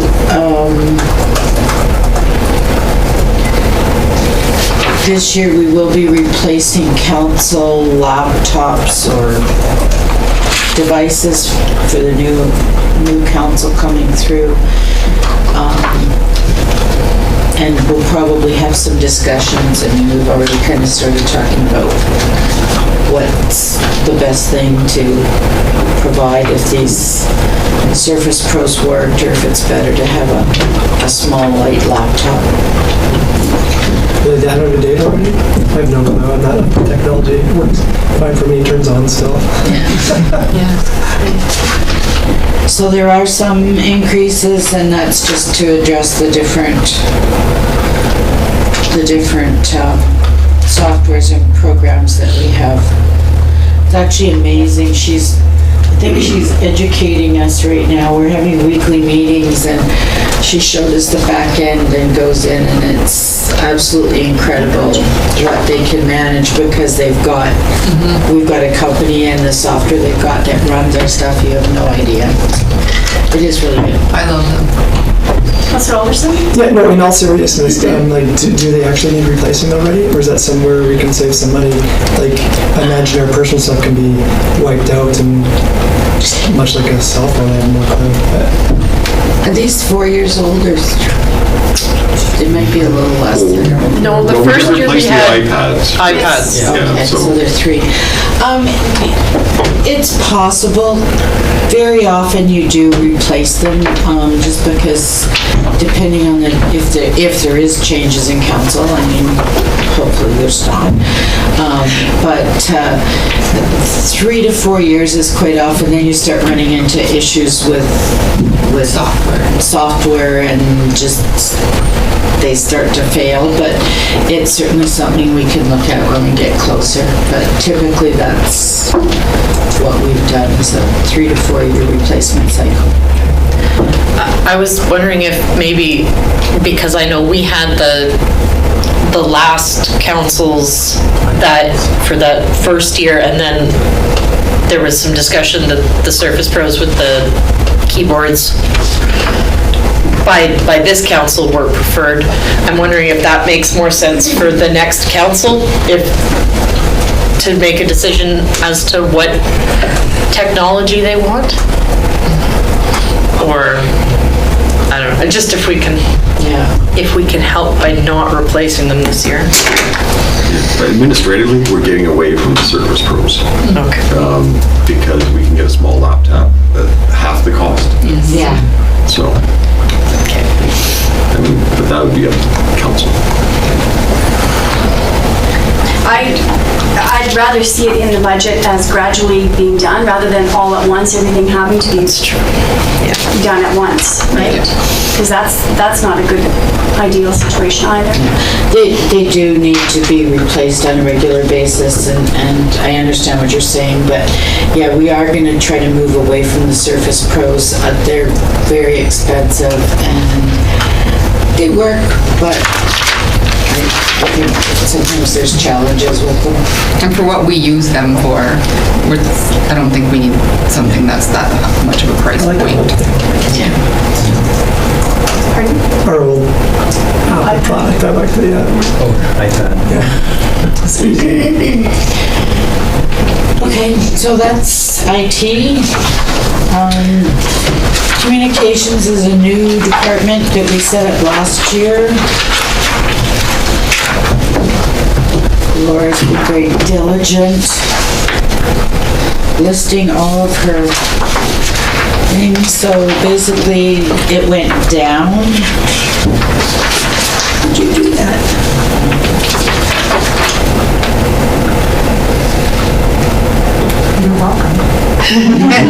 She made her contribution to the balancing the budget.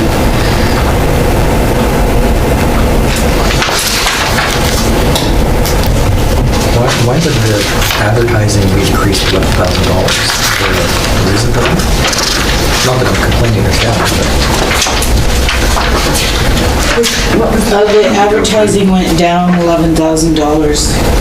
Yeah, that's really been an exercise coming out of the service level review of 2019, in that we've been consolidating the advertising through me, the advertising as necessary, and on the appropriate platforms. For example, and Dean Schwader could help me out. I startled him.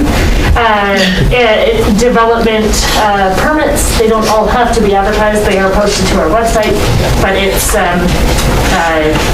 rezoning and those certain things that are mandatory legislative advertising requirements. So we're just being really judicious with what we spend money on while we meet our legislative requirements and goals of the organization, we may not be putting as much into advertising because we're using the other tools available to us.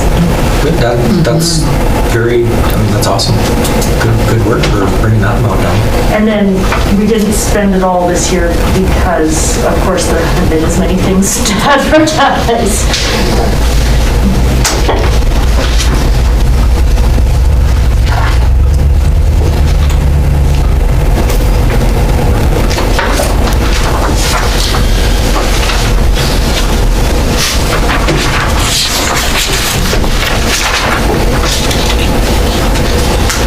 Any more questions on communications? And town office on page 143, basically it was some minor adjustments in the salaries, and that was working with Wes. They have building maintenance and custodial people assigned to these buildings, so everything else basically is staying the same. And that's your general division. Protective services. Dean will address community enforcement when we get there. You can come sit with me. Yeah, I will. if you want.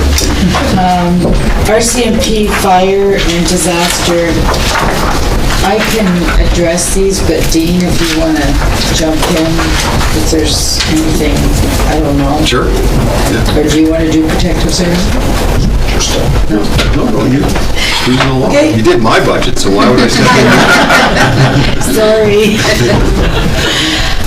So on page 146 shows your protective services. I call it the division, the overall department. So overall, we're spending 3.6 million. It did increase this year, and we get revenue of 987,000. So our net cost or taxable contribution is $2.6 million. And then this is where you can see I've got the overall by object. The next page shows basically what the different departments are. So it's RCMP, fire, disaster services, community enforcement, and OH&S. And I tried to put in a clip of the staffing as well, so that these 2 pages for each division is kind of a snapshot of what this division's about. It shows you the cost by object, the cost by department, and their staffing. So it's kind of like a little, if we were gonna create a really rolled up budget, I would just do these, and then I would take all of these more detailed narratives and line item things out and just have these in the budget. So maybe we'll create an executive summary that just has that in it. Councilor Phillips? Disaster services, is that reflective of CREMA? Is CREMA out of that amount, or is CREMA actually? CREMA is out, but we kept 5,000 for our own training and exercises and so. So if you go to page 149, this is the RCMP. Basically, everything's pretty much stayed the same, except we do factor in increases because the RCMP, we've got 33,000 in there for a potential increase. We don't have any control over that. But basically, just we go through the calculations and make sure everything's updated based on the overhead and salary costs that they're giving to us this year for RCMP.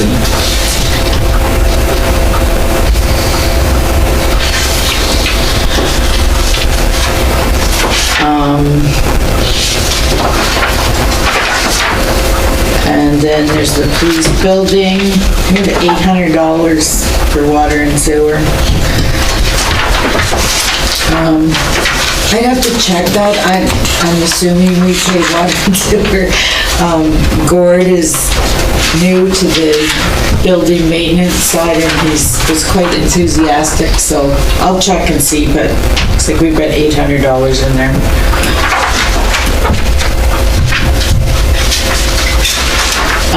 you go to page 157,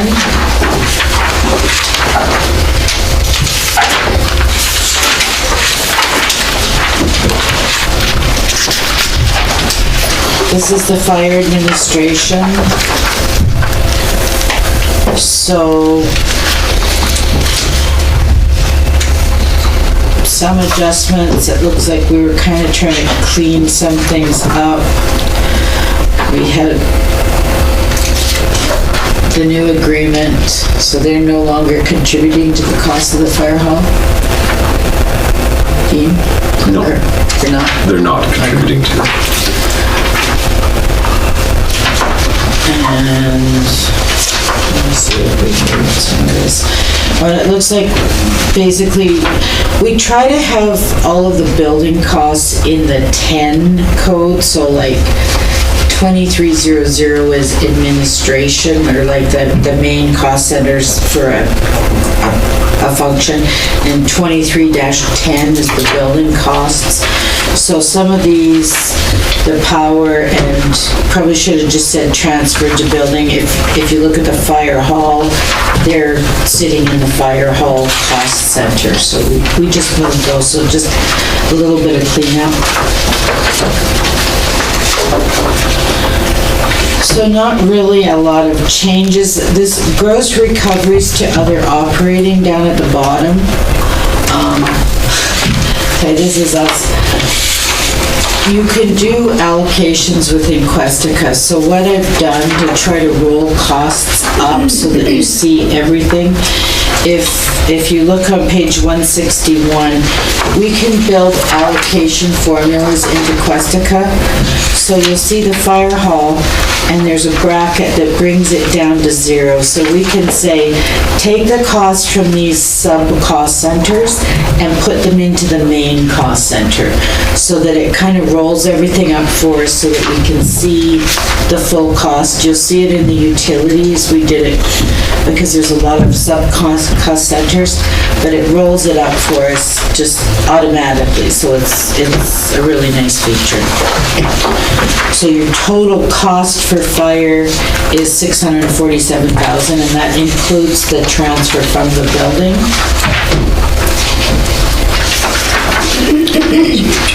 I don't know if is there any questions on the changes? Seeing none? And then the fire hall, basically, it's the utilities and contracted services. If you look on page 162, I can see Gord was very diligent in breaking out everything that he was going to do.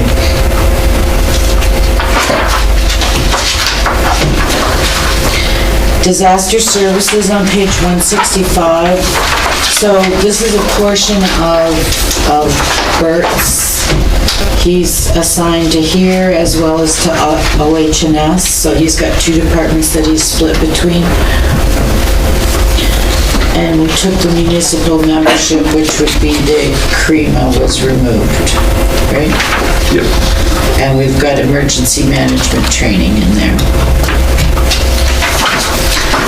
And then we come to community enforcement. There you go. Morning, Your Worship and Council. Just going to briefly go over community enforcement budget. Kind of more or less status quo. We have 2 officers presently. Third will be March 1st for a full complement. So wages, small increase in regards to that. Training, we've increased it a bit for courses for the CPO, but also we may be tasked with drunk driving for 2021. So there may be some training involved for that. Can you expand on that? We'll actually be doing roadside breathalyzers. Really? But we're still waiting to hear back. It's kind of on the radar, but nothing confirmed, so we just want to make sure that we're budgeted if we are tasked with that for 2021. So. And we're also tasked with the implementation of COVID now too. They are as well. Correct, yes. Councillor Phillips? Sorry, in that training amount, would that include equipment? Sorry, Councillor. Would that include equipment as well? Because And that's part of, but we've got equipment in the capital side Okay, for that. okay. Councillor Robertson? Those breathalyzers, just since you brought it up, are those just for alcohol or they pick up if somebody We're is just getting high? training just for alcohol. Okay, Yeah, interesting. yeah. I think you have to go through quite a process to be for the, I guess, cannabis Right. side of it. From that presentation, the RCMP did that one evening. So it does exist though? Like, It does exist? Yeah. I believe it does. interesting. Yeah. So I suppose then if an officer were to stop somebody and they pass the breathalyzer, but they still suspect impairment, they would then contact RCMP. Is Well, that I'm not too sure as far as how it's gonna roll out. Like, Because the province changed actually effective yesterday with the legislation on impaired Yeah. driving. So if it's your first time offense and you're pulled over and you fail your breathalyzer, you automatically just get a ticket and your vehicle impounded for Yeah. 20-some days, I think. So, Days, not hours. no, I think it's days. Wow. 30 days. 30 days? Yeah. Okay. Yeah. So there is no court. It's just, it happens now. Yeah, makes So- sense. Yeah. So with that new rolling out, then now they're looking at the peace officers to also be able to do that in 2021.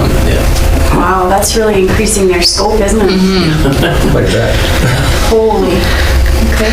Councillor Phillips? did you have- No funding. Yeah, and the risk as well. I just had something on the non-intoxication part, but if someone is suspected of cannabis or other drugs, the RCMP don't have a breathalyzer type thing, but they have officers trained to recognize, they're basically experts in knowing if someone's impaired from marijuana or drugs or something like that. But that's not something our peace officers are going to do. And we only have one person on our force, I think. Is there two? There's two now. Okay. And just going down the list there, I think with the contracted services, we still have budgeted 42,000, but that is the animal kenneling contract that we will be reducing. So I think the numbers have to be adjusted there in regards to 42,000. Can I just go back to Yeah. the peace officers now issuing for impaired? That'll come with a big public announcement, right? So that our public is aware that that's what's happening. Well, Your Worship, I mean, we have to wait for the Solgen to make that decision. Okay. They haven't officially made that decision yet. We're budgeting for it in preparation for Okay. that. Okay, thank you. Councillor Phillips? Just in regards to that as well, if we start, going down that avenue of impaired driving, is that going to start incurring court time? Because sometimes those things go to court and, there's a case that has to be built, so is that? And I think the way they have it set up, I think they're trying to reduce the amount of time in court Sounds with the like new it. system. Yeah. Is there talk of, like, as they're increasing the risk factor for peace officers, of potentially arming them? That I'm not aware of as of right now. Okay. But how about AFRAX then? Will they also have an AFRAX so that they have immediate Assistance. assistance with, and not have to use their cell phones to phone? That's, Yeah, Want me to respond? yeah. go ahead. Your Worship, yes, they did some trial locations with counties and communities, and they are rolling that out. We did budget for communication equipment this year, because we thought it was going to be rolled out in 2020. We are rolling that into 2021 to purchase proper communication tools to communicate with the local RCMP. Awesome, okay, thank you. Councillor Fraser? I was just curious if there's funding coming from the province now that we're doing RCMP stuff, so we're contracting RCMP and we're also paying CPOs. There should be funding from the province if that's what's required. Is there any? And I'm not sure if the revenue that we get from issuing those tickets, of course, would come back to the community. We get 65% or something. Yeah, so. And so that would, I think it's 65%. Yeah, it was a little higher last year. but They then the reduced province it. cut that back. Councillor Alderson? Sorry, you know what, just on the same topic. Can you remind me, they do not have body cameras, correct? No, they do not. They have communicate, like as far as recording devices. Yeah. And the cameras mounted on their vehicles. Is that something for consideration as we increase their risk factor? Like, because I know guns are a bigger issue, but I know it's been discussed in the past, should peace officers have them or not? And that's a possibility. I guess it's a matter of developing a policy for the body cameras. I want to say our previous senior peace officer, Springham, actually ordered some or had some on hand. IT might be outdated per se as of right now, but I think we actually purchased some before my time, and I think they're just sitting downstairs. But whether they're usable, not unsure. I think we'd have to develop a policy for that body camera to be used if that's the way we want to go in the future. Councillor Phillips? I'm not sure if that's the way we're going to go down the future with body cameras or not. Just for a note of interest, the RCMP do not have body cameras on. They just have dash cams on their vehicles. And there are some communities out there that have CPOs that actually have the body cameras in place presently. So. I'm gonna, if you don't mind, call a 5-minute break just to wait for Councillor Hall. Hate to take a call, looks like. So. And we're going to schedule. And we're ahead of schedule.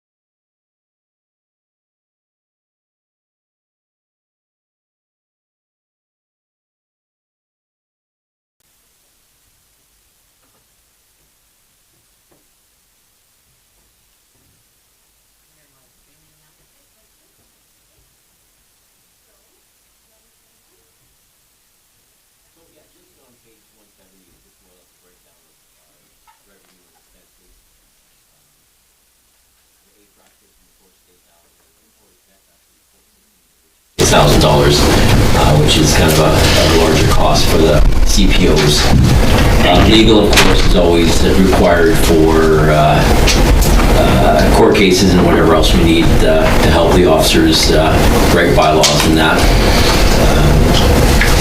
And one thing that's rolling down the chute is e-ticketing. It's going to be coming out. The province is just reviewing the best program, best procedure in regards to the e-ticketing. We won't be writing it by hand anymore. They scan your driver's license. Everything pops up, and then they just do. It's like when you go to the 50-50 at the hockey games, it's more like handing you a little silk piece of paper. So, and everything goes right to the Calgary office instead of us having to submit it. So it's going to reduce the time with paperwork on the officers' end. But like I said, a few communities are doing it presently, and there's ironing out the kinks, of course. But then it should be rolling down. We have that budgeted in our capital as well for the machines for each cruiser. So any questions in regards to the community enforcement? So if I understand it right, the province is downloading to the municipalities, and we are responsible for picking up those costs, so that's why we're increasing, correct? It's not, this isn't our initiatives, this is, we're being mandated. Yeah, it's all the initiatives from the province, and they're saying if we don't have it in place by end of 2021, we won't be able to issue any tickets. So, Oh, jeez. yeah. Okay. So I'm not sure what it's, for the communities that maybe are struggling, financially, they can't afford, the units and that. I don't know what that looks like, but, we're following kind of the direction of the Solgen. Do you think we'll see a reduction in peace officers then if some of the communities can't absorb those costs? It's up to, I guess, it's whatever the priorities are for that council and that community. Yeah. If they feel that, and granted, my CPOs do a lot more in this issuing tickets within the community. They do a lot of bylaw enforcement and educating the public in regards to the bylaws that we have in place within the community. So, but as far as that question, Mayor Burke, like I said, it's going to be up to each community what priority they deem for a peace officer. Calculation. Yeah, but I really, can you not see that? That means there's some costs that municipalities, some just won't be able to absorb.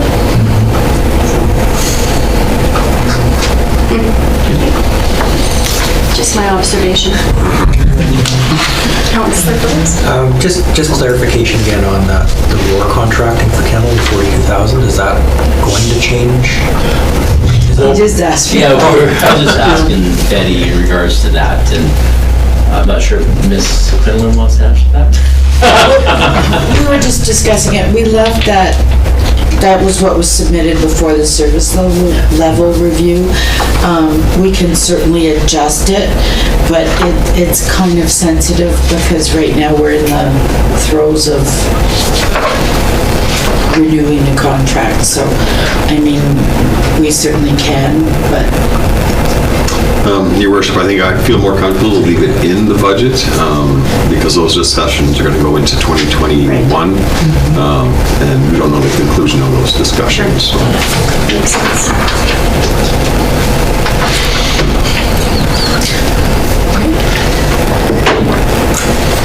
Mr. Schrader, you? No comment. Okay. Watch. No, yeah, I was Councillor just, Alderson, well, that just comment. listen to the place. Yeah, I didn't know there was discussions. I thought there was direction already, but Yeah. that's fine. I'll leave it at that for now. There is direction, and the thing is, we are going to talk to the contractor, and there is going to be fees needed for the remainder of the contract. And if the contractor comes back with a program that may help the situation within our community, then maybe that's an opportunity where we can, allocate some funds from that, but that's based on a project-by-project basis. Yeah, clarification, there is direction. Yeah. But we're safeguarding against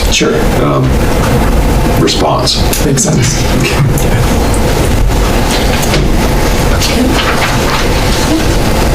Thanks.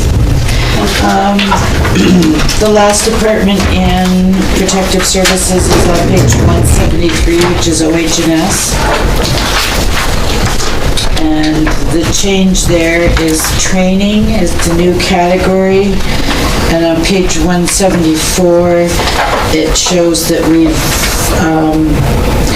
added money for first aid, operations staff, first aid, operations staff, OH&S upgrades, and various recertifications. So we're trying to consolidate some of those costs, the training costs for those kind of things in this department, and had the discussion with the directors to pull them out. So especially say in Public Works, we're trying to pull those out and put them here so that Word can manage those. Where would the WCB costs be in here? And are they, just the overall, like, are they dropping, are they? Yeah, Your Worship, actually, good news yesterday, they are dropping. Nice. That will probably be in well, I'll make sure it is now, in the department report coming in December 15th. Okay. Couldn't answer the numbers. Well, thank you. I don't have the numbers off the top of my head. Yes, Bert came and saw me, and yeah, it's quite significant. They've dropped to $1.40, so now it's like we're getting a 20% discount. Nice. We do have the older rates in here. We'll save, basically, if all the salaries and everything work out, we'll save about $35,000. I am leaving it in the budget just because we haven't gotten any potential changes to our other Sun Life benefits. And I know we did get an email and they said there may be an increase for the dental and some of the other extended health that might be going up. But yeah, WCB's gone down from 130,000 down to about 85. Wow, that's great. And we had 118,000 budgeted for. So yeah, big savings. Thanks.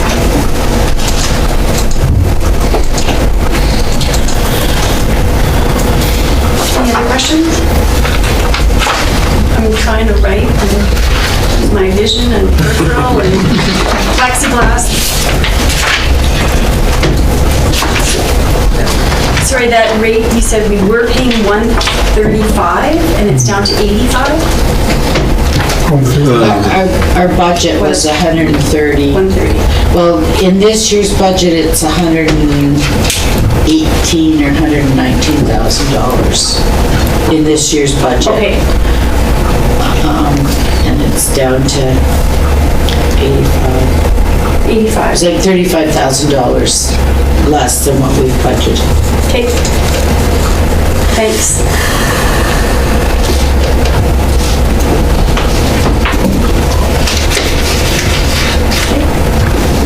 Okay. Good.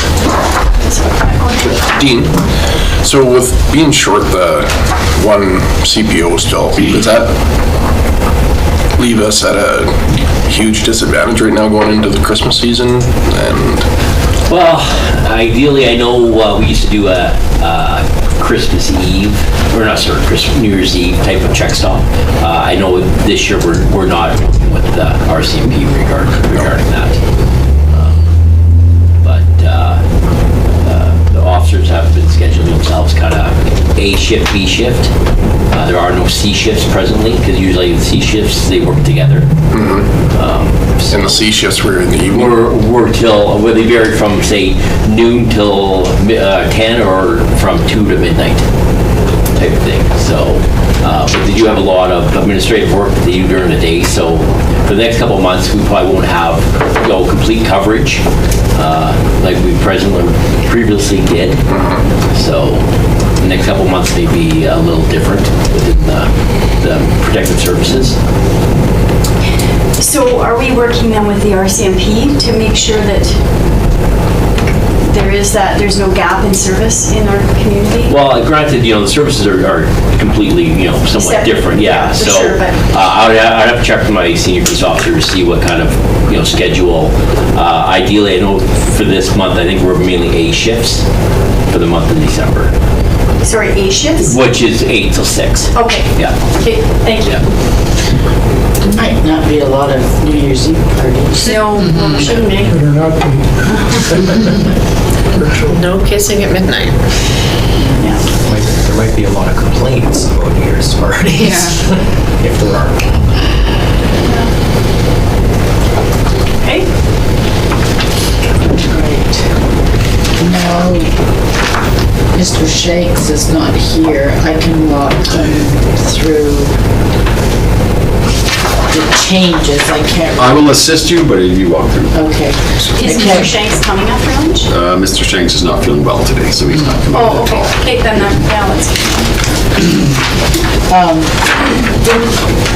There's not a lot of changes per se in terms of operations, so I mean, that's a good thing.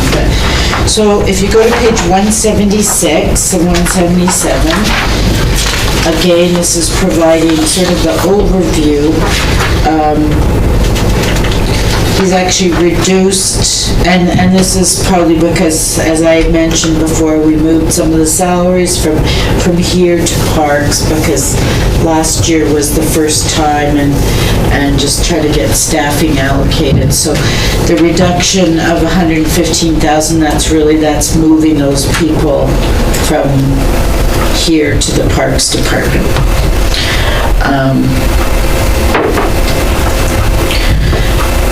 And this consists, the departments that this covers is common services, fleet, you've got a common services shop, roads admin, sidewalks, airport, and storm sewer, so stormwater management.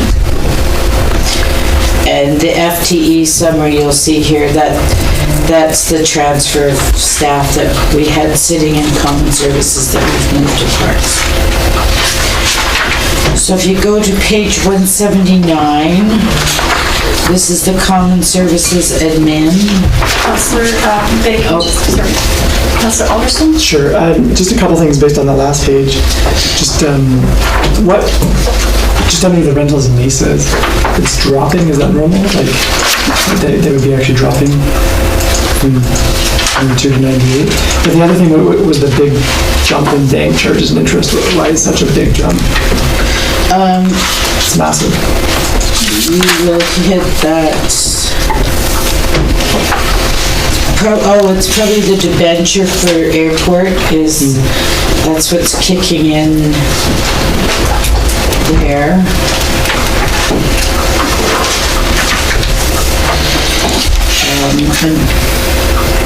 Under bank charges, so that would be the interest. If the new terminal goes? Nicole's nodding her head. Yes. Yeah. Okay.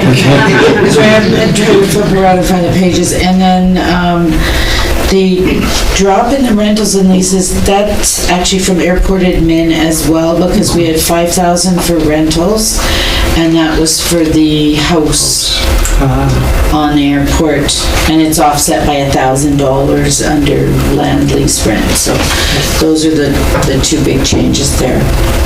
Counselor Phillips? Going back to airport revenue, I know we've had this talk, numerous times in the past. Haven't really come to a lot of resolution, but are we looking at the potential benefit of having landing fees and what that may or may not do to revenue? Your worship, so right now there is no direction from either the airport commission or either council to explore that. So it's just a matter of making direction? Is it just a matter of, because there has been no direction, so, and maybe this isn't the place for it, so if we give direction to put on another council meeting, that we could have that discussion potentially and explore it? Councillor Brown? Just to that point, I think the discussion would have to be broader than the landing fees as well, and to look at all revenue options for the airport, rather than just picking one. Maybe in the new year or something. Maybe it's discussion for a council meeting in the new year, exactly what you said. This isn't the meeting that we would give that kind of direction, right? It'd be at another council meeting to do that? Yes. Yes.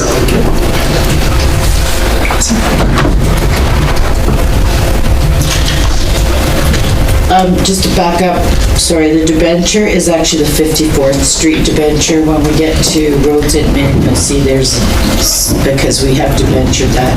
The airport debenture will kick in next year, once we've started the project. So if you go to page 179, this shows your common services admin.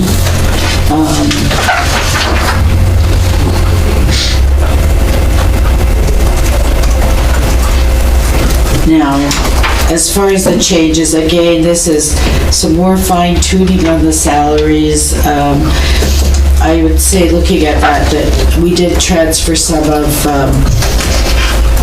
Rob's salary from here to the airport, so it's just, again, us fine tuning things. He did reduce the materials and supplies, but it looks like, I see we've got safety supplies, so I'm thinking that might have been just a bit of a movement and a reduction at the same time. So overall, he's reducing his costs in this area.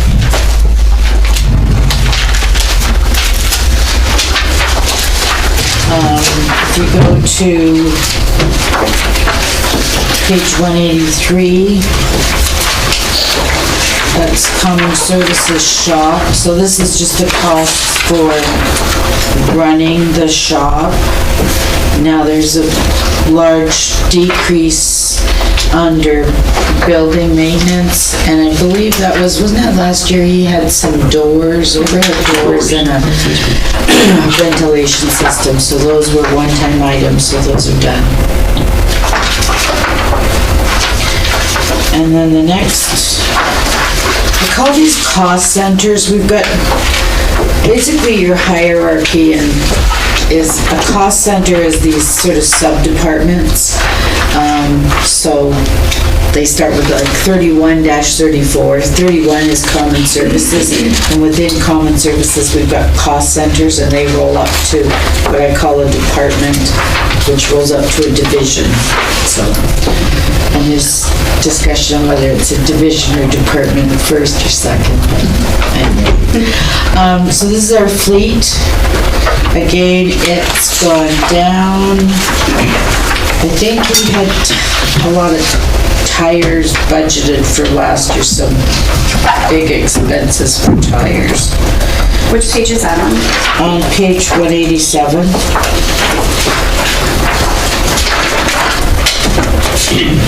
There's a reduction of 31,800. Now it looks like, okay, he's probably moved some to other equipment consumables, so people are getting a little more comfortable with some of the coding and allocations, but he's basically reducing.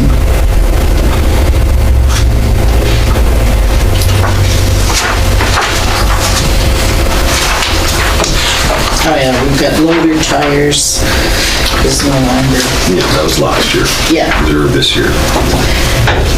Page 191 is roads admin.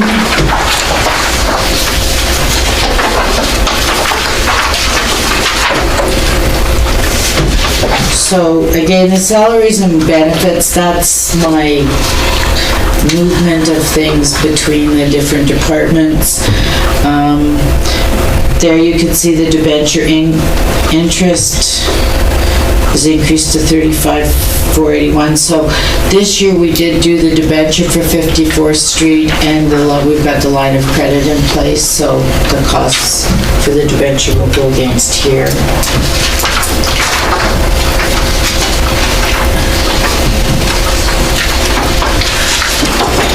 And sidewalks, it's a very small department. I'm not sure Carol? That debenture that starts for 54th Street, the Labon, they're going to be responsible for those payments, are they not? Yes, there's a contract with Labon. Yeah, so we've got a line of credit and a venture, yeah.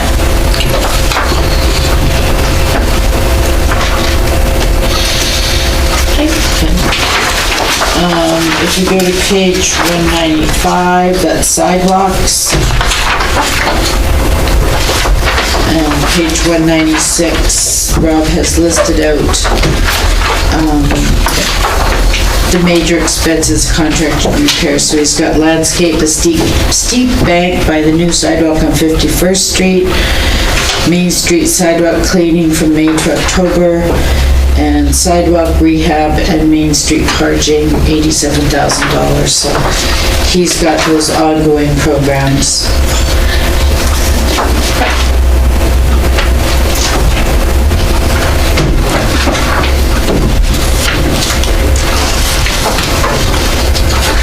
Oh, that's this one right here. That's steep sidewalk. Oh, okay. Is that the, I assume he means paving, not parging. Oh, yeah. I'm just making sure. Mr. Kraus, is that, do you think that on 51st Street, that's what is landscape steep bank by new sidewalk?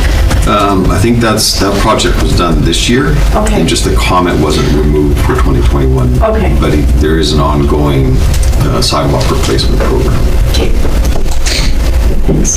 Councilor Phillips? I'm not sure if this is the right part to be talking about this, but for sidewalk, just Main Street, bulbs on Main Street that have to be done by hand, is there any machine that can be bought or purchased or modified or something that would make it so it doesn't have to be done by hand? Or at least lessen the amount of work that must be done by hand?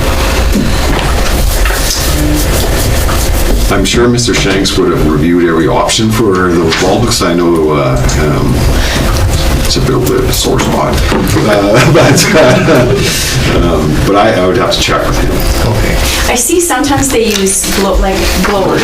I think it probably depends on the snow, right? As to what they use. Like if it's a heavy snow, you know, I don't know what else you do. And for the amount of time that you probably have to do it, I don't know what technological advancement would be worth the money, yeah. Just labor, straight labor is expensive and time consuming, and now you're wearing out your workers. Shoveling snow isn't easy. I just didn't know if there's something out there that would lessen that load. When you find it, let me know. Yeah, exactly. Sell my snow blower. Yeah. I'll check with Mr. Shanks.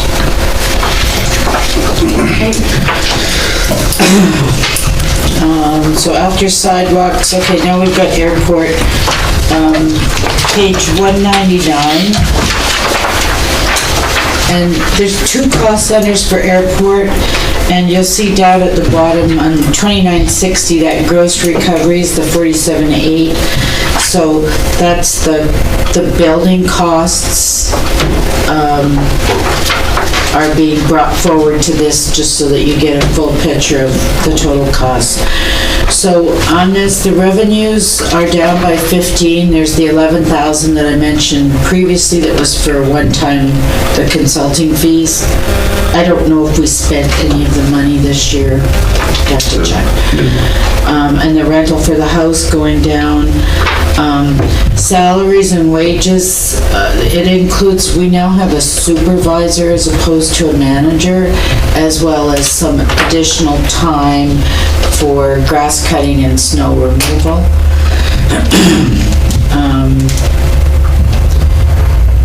Contracted, and then Rob did put in some,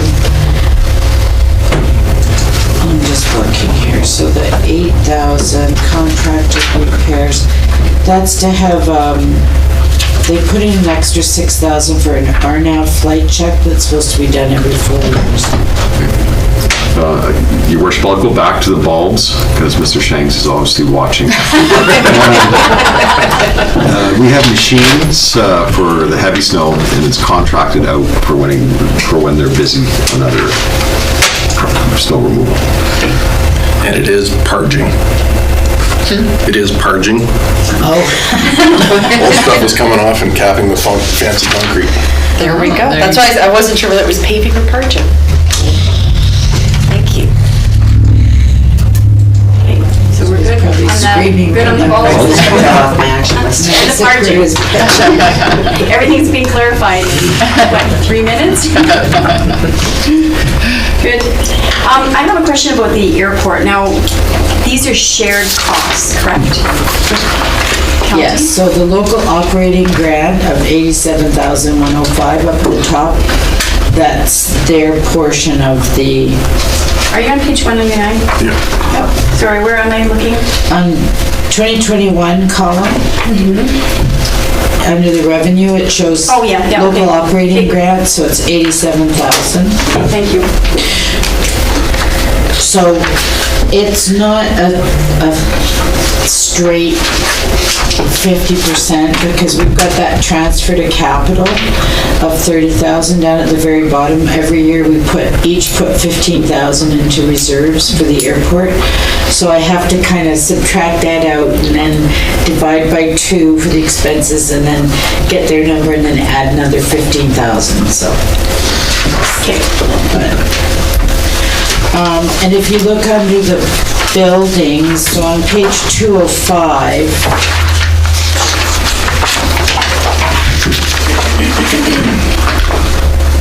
we've added $17,000, and that was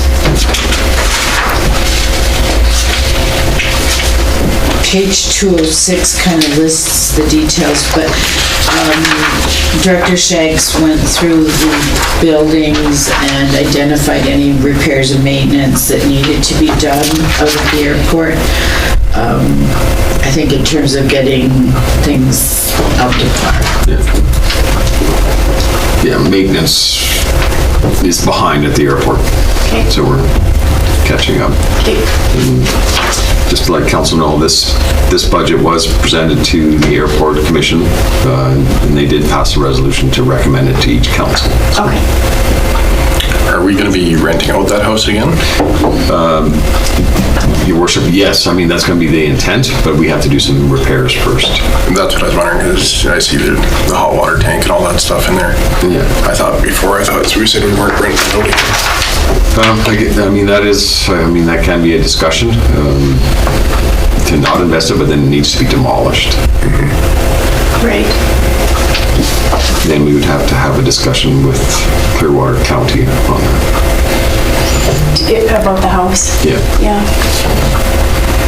I just wonder if there's potential to, we do know there's going to be a lot of people looking for rental accommodation in January. Lots in town. Is it normal? Is that a normal thing to have at an airport? Yeah, the history there, so previously all the airports were owned by the province, and they built them. When they built the airports, they always had a house at the airports. Every community airport that was built by Alberta Transportation at the time has a house, and that's where they used to put their staff. Yeah. Yeah. Interesting. Yeah, I'm just wondering if there is going to be a shortage of housing in the area, rental housing or rental accommodation for this 15 months or 2 years. Is it something we should be looking at as a temporary rental? How old is that house? Probably as old as the airport. Yeah, 1970 some. And was it a modular or stick built? Description. To me, it looks like one of the engineered homes that are along, like that came in about in the 70s. Like modular. No, engineered, it was an actual package. I know actually our first house on 57th Street was one, an engineered home. They called them engineered homes. I don't know what. Yeah. Like a railway house? Built off site and moved. Nope, no, built on site. It's like a house kit. Like a house kit, basically is what it was, yeah. And there are quite a few in town that are similar age, so. Councillor Auld and then Councillor Narang. Was I first? Yes. I'm just curious if there's an opportunity for an income with that house as far as like an Airbnb type thing for people that use the airport? Oh, Maybe there's something that we could work out there. I don't know. Mike, where was going along that lines? Where is that house? Yeah, that's a good question too. and see, that's where we, it's great to, I think, to go have a tour out at At the airport? the airport. It's just right across from, if you go in, instead of going to the terminal, you take a left and head toward like it's across from the hangars. So it is right in the airport compound then? You can walk toward. Yeah. Yeah. Yes. Councillor Alderson? I was just thinking, like, outside of renting to, like, perhaps the airport manager would make sense. Like, we've been getting out of rentals so far, like, selling things to Habitat and things like that. It's not the direction we've been going, but it doesn't mean we can't do something like that. I wonder if this would be a good conversation to have with the Flying Club. They provide a courtesy car. Could be a fundraiser for them, like could be Sure. a source of revenue for Yeah. them. Recruitment committee, have a temporary rental out there. There you go. Further direction, further discussion.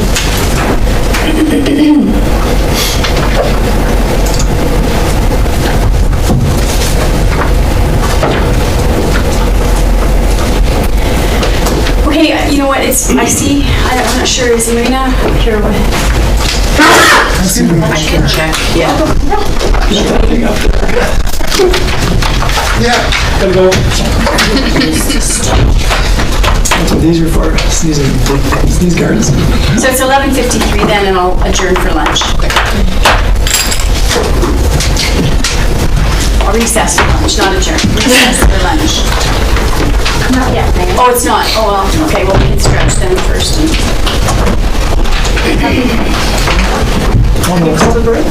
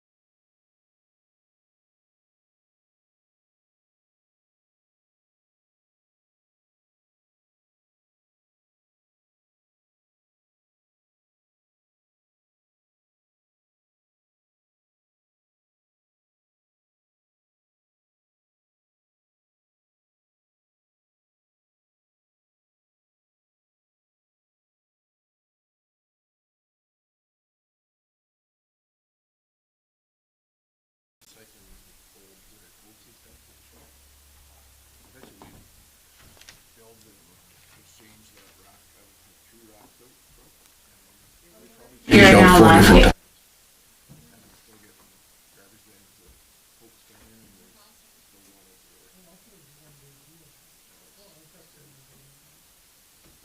As long as there's coats out there, I'll out there. Stu probably has some. Mike's and,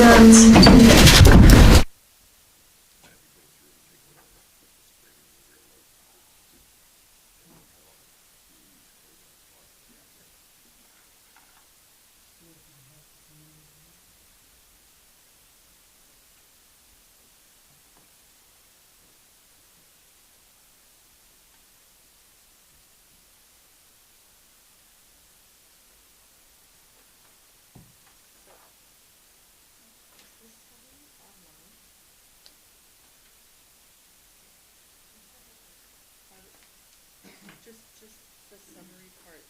I've got somebody who's trying to follow along and 1 to 50 appear to be missing in his note. I'll see if I can get it. It's in the first, there we go. The 3.5 will cover all pages.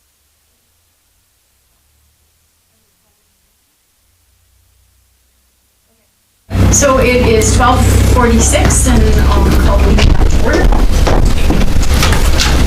And we were At utilities, page 212. Is it 212? The utilities. Right,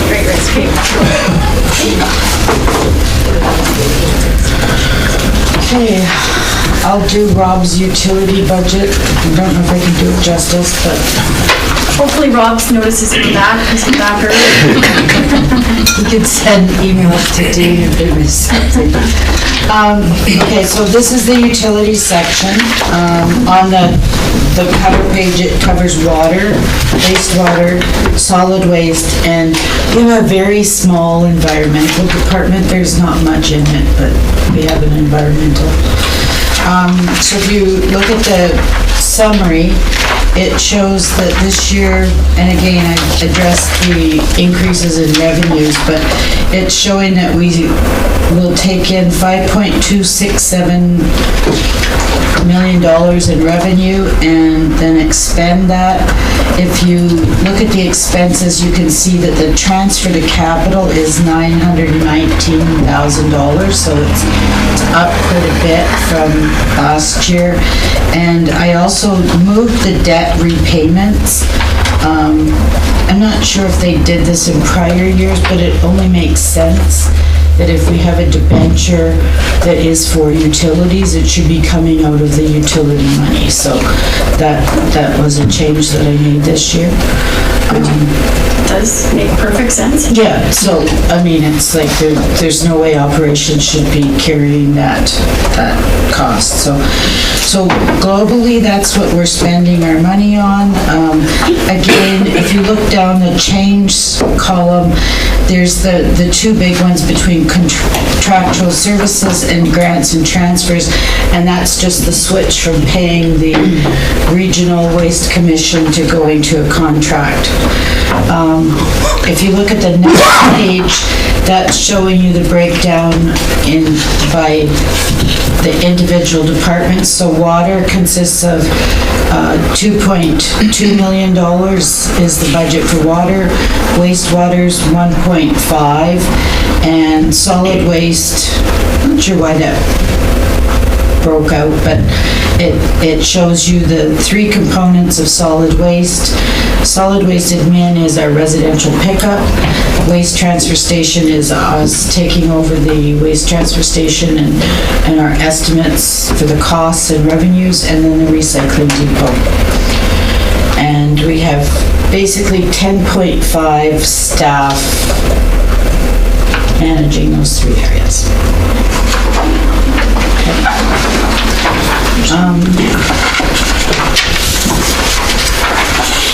If you go to page 215, this shows the water admin.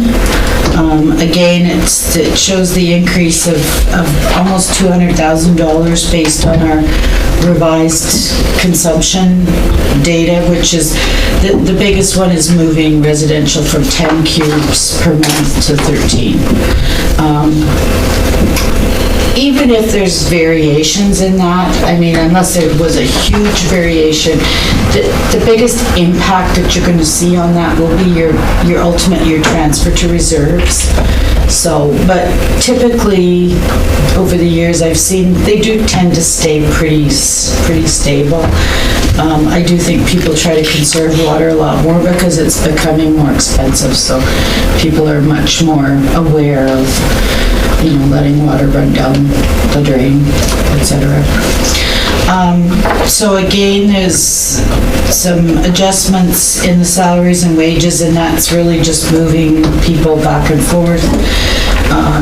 The insurance, again, we had the opportunity this year to do more analysis and allocate based on actual equipment. And then the gross recoveries, you'll see that down at the bottom, the 1.621 million. That is the subdivisions of, or sub-cost centers of water being rolled up into this, so it gives you a grand total of the 2.2 million. That's what we spend on water. And we're looking at transferring 240,000 from water into the reserves for water and 217,000 for debt repayments.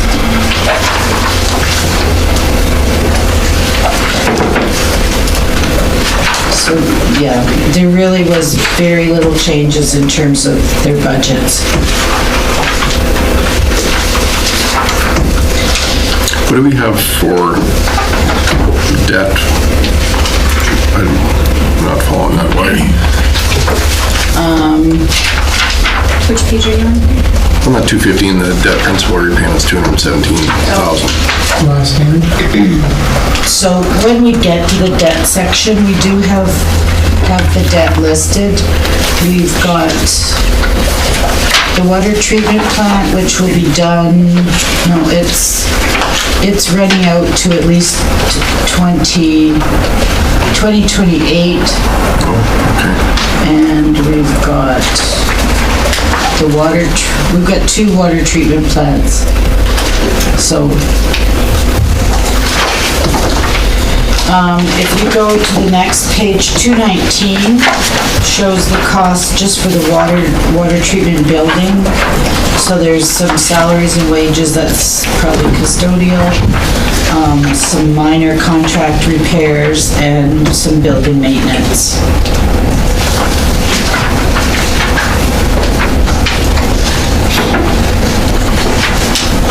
And if you look at the detail on page 221, they've got $2,000 budgeted for a push pad lock system. It's a one-time cost.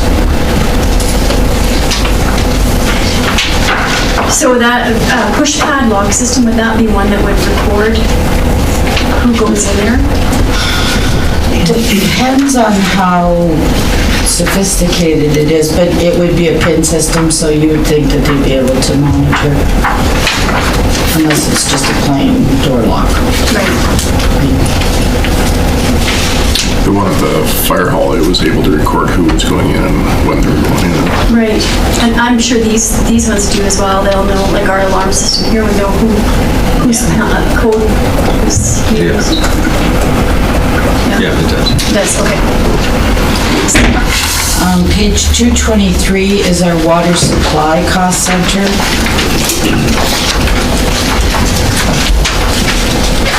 So again, we've got some adjustments between departments or cost centers for salaries and wages. Some minor changes, they reduced telephones. The biggest one is an increase in contracted repairs and chemicals and gases. And if we look at the detail for contracted repairs, they've got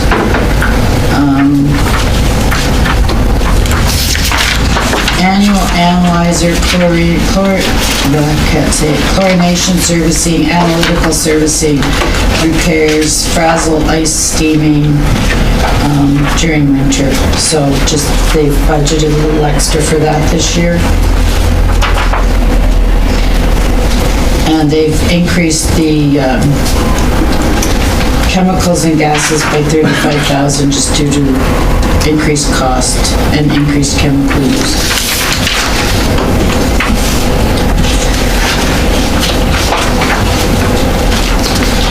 And down below, your question about the debenture. So we've tried to break out the principal payments. So there's one debenture that's going to be completed in 2025. There's another one that will be complete in 2028, and then that'll be complete in 2030. So there's 3 debentures associated with water supply. And if you go to page 227, water distribution. Oh, Sorry, it's something minor, but I'm just curious. I know a lot of places, this is, there's BAM-related courses, because, and I'm assuming they would have to be hands-on, but, you know, with whatever's going on, is it possible that they'd still be able to attend training virtually, or the BAM thing still happening for sure for them? I think it was virtual this year, wasn't it? Oh, good. Good. So they're not missing out on training? No, and they have to take the They training. have to, it's for their, They have to keep they up. need their CEUs. Okay, thanks.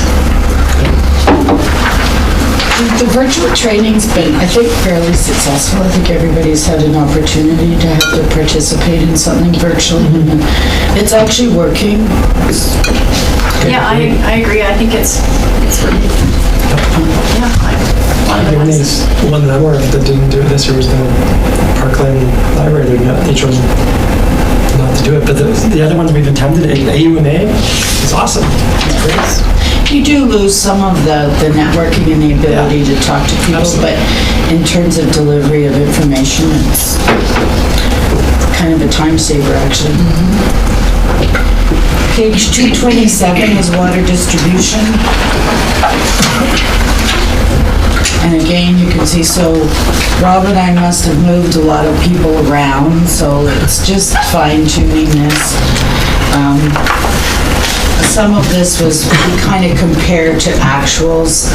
Every year I always look at the actuals and what they've got budgeted, and then question is, you know, do we need to move things around, that kind of thing. But the staffing, it's just all between departments. So they dropped their computers and computer maintenance. Sorry, I don't remember if they had something specific. And an increase in contracted repairs and materials and supplies. Which, Betty, I think it was for just to have a computer maybe. okay, yeah. Sorry, what was that? They have wanted to get some iPads so that they can work remotely, like if they're in their truck. And we moved some of that into the IT department because really that's where we should be charging them.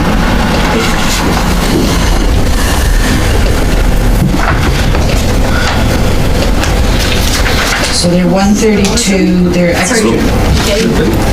Sorry, and take a backward step now. You mentioned iPads, and I'm just curious. Like, maybe is it something that when we're purchasing those type of things, whether it's council stuff or for each department, that you know, that there could be, if it's replaced every 4 years, let's say, that there's some sort of deal for purchasing in larger quantity. We get pretty good prices. We go through Microwage, so I don't know the specifics on where she has access to, but I know she gets good pricing. Yeah, with Apple products especially, you don't get, I just bought 30 iPads and I didn't get a 5% discount. So, yeah. Time to wake up. And the last department, this looks like it's a new one. They didn't have any money in there last year, so we've got water reservoir.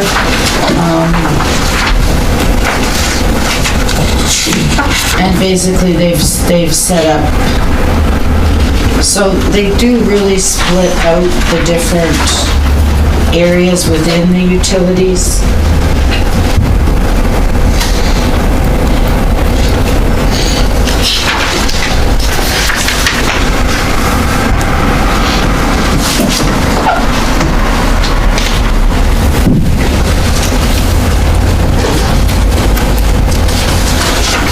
if you go to page 235, where wastewater admin.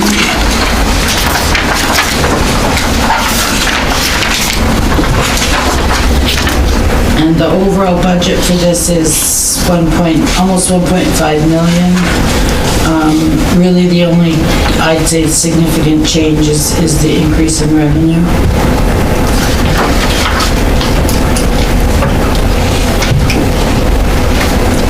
And that's in turn generated an increase in the transfer to capital to 229,000.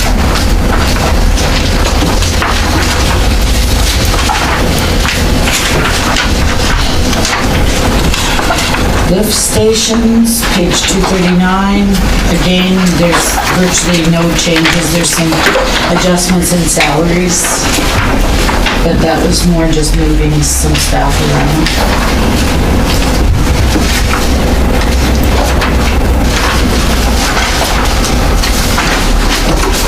And wastewater collection is on page 242. And again, same thing, there's salary, your position movement, adjusting between the different departments, but no changes in, they added $200 for phones, but I see they dropped 500 in the other department. And then page 245 is wastewater treatment. And they reduced, the biggest one is they reduced their supplies by 28,000.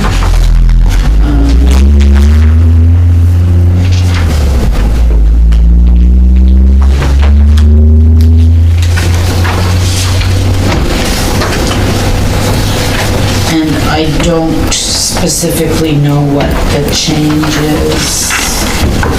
I can go really quick and tell you.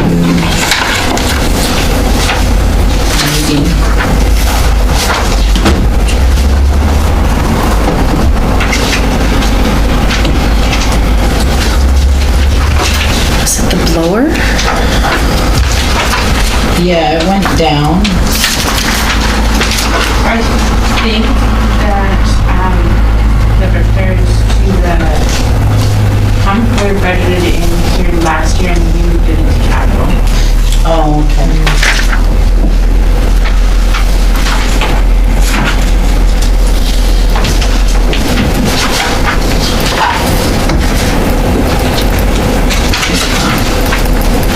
What does SRS stand for? SRS truck pump, SRS piping. Which page are you? 246. 246. That would be a Rob. Dean, do you know what SRS stands for?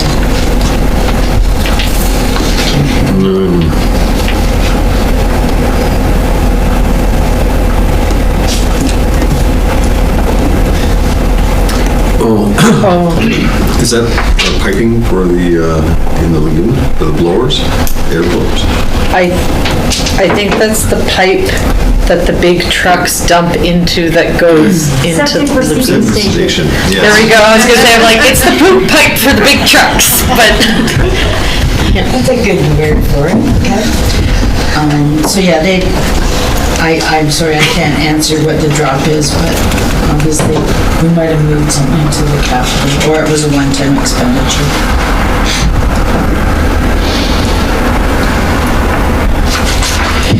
And if you go to 249, this starts the solid waste cost center. So solid waste admin is basically our residential pickup, and you can see that in the contracted services of 233,000.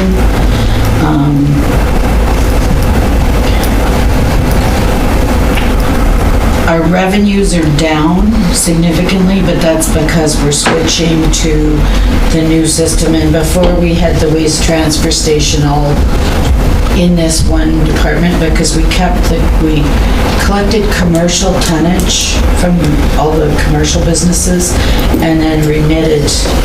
The local government grant money was sent to the county, so that the net effect was about $500,000 was what we were paying for the operation of the waste transfer, what the regional waste was operating.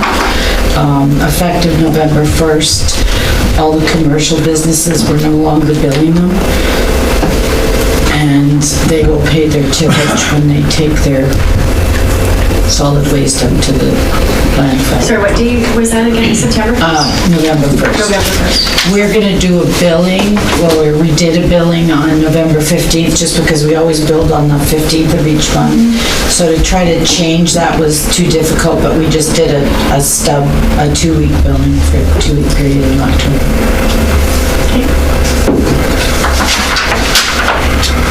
So not a lot of changes in solid waste. We did drop,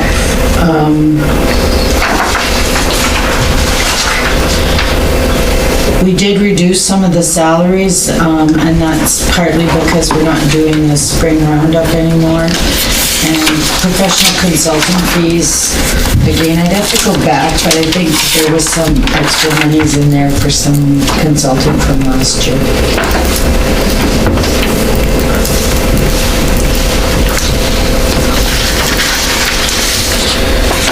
If you go to the next section, the waste transfer station, page 253. So this is new. Sorry, I know what it was. That's Son of Era. Oh, okay. Yeah, I thought maybe that's what it was. So page 253, so we've set this up as something new. If you look at page 254, we kind of have some explanations. This may change a little bit as we move forward. We had to do some estimates on mostly what our revenues were going to look like. It's a little difficult to estimate at this point in time. So we've got monies coming from the county revenue for residential use. And the town residential, we estimated $10 a month. And what we've done is we've taken the solid waste fee of $27.52. So we took some of that, or it was $29.52. So what we did was we took $10 out of the solid waste fee that everybody pays every month, and put $10 in the waste transfer station, and put $2 in the recycling depot. So it's just a reallocation of existing revenue. There's no additional costs. And as we move forward, we might adjust those once we start to see what our real costs are. Does that make sense? Yeah. So we estimated the revenues, and then the expenditures consist of mostly costs that will go to Empringham. We split the waste transfer contract between waste transfer and recycling, so the $298,000 that you see on page 254. And then we did estimates of hauling for tippage for the county and for the town.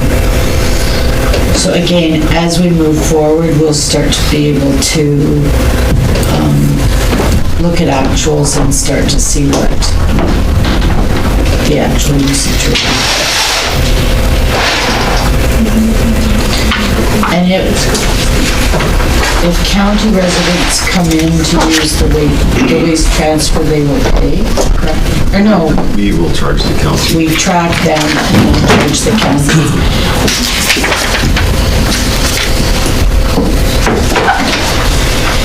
And if you turn the page to 257, we've got the recycling depot.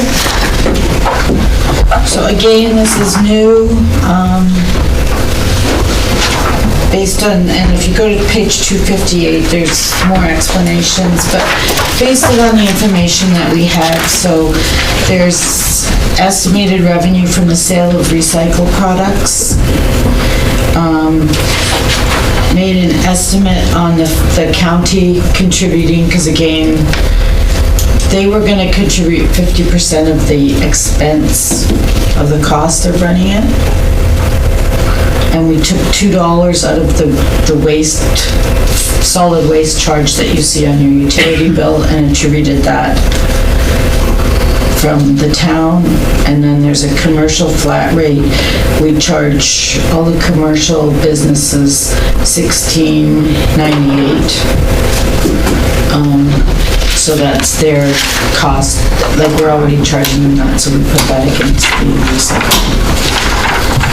And then there's the hauling and a portion of the waste management contract. Yeah. Just question on discussing some of the stuff right now. Yeah, that just crossed my mind. Making sure. Yeah, okay, thanks. It's all tentative. Yeah. Councilor Phillips?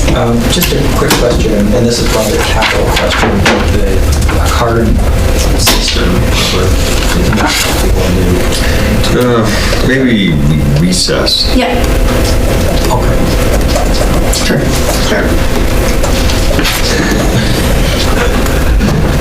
It is 1:11, I'm going to recess.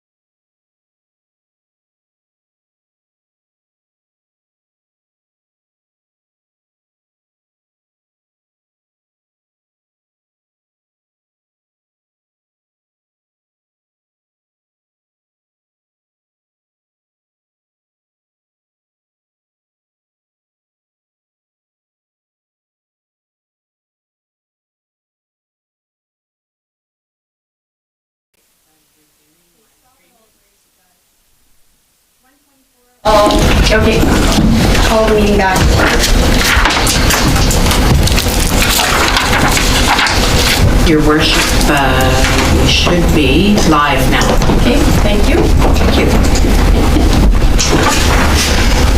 Okay, so we're gonna go into social services.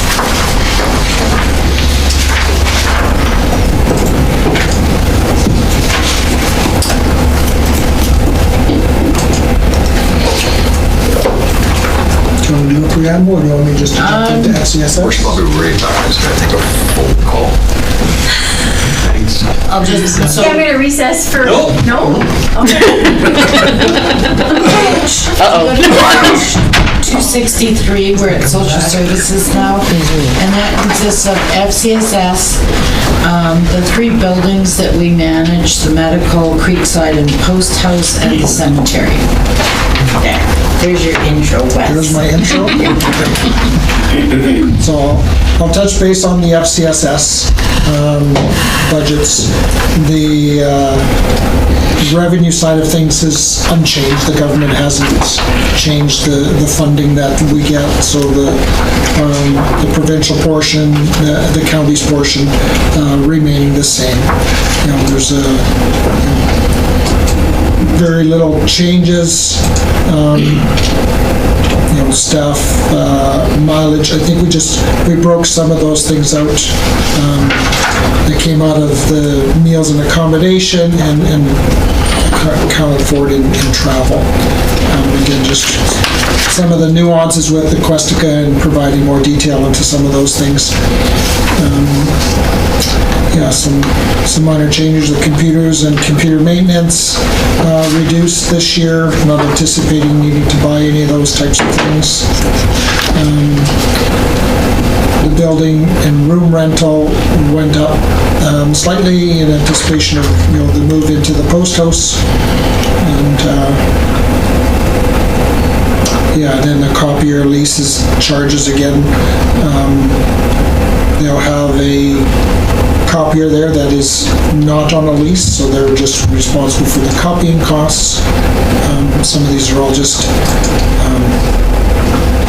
costs associated with now moving and operating out of a standalone facility. So basically, the budget, we've accommodated for those changes. The budget will stay the same. Some of the, right now, the grants to other agencies reduced by about $23,000. But again, as we progress through the year, we'll see where that comes out at the end of the year. Certainly, with some of those program changes, we realized, as an example, this year, doing year-end at Andrea just met with Betty, and because of the changes with COVID, some of the programs didn't happen, so we'll probably do a call for grants here in December just to use up that money, because they can't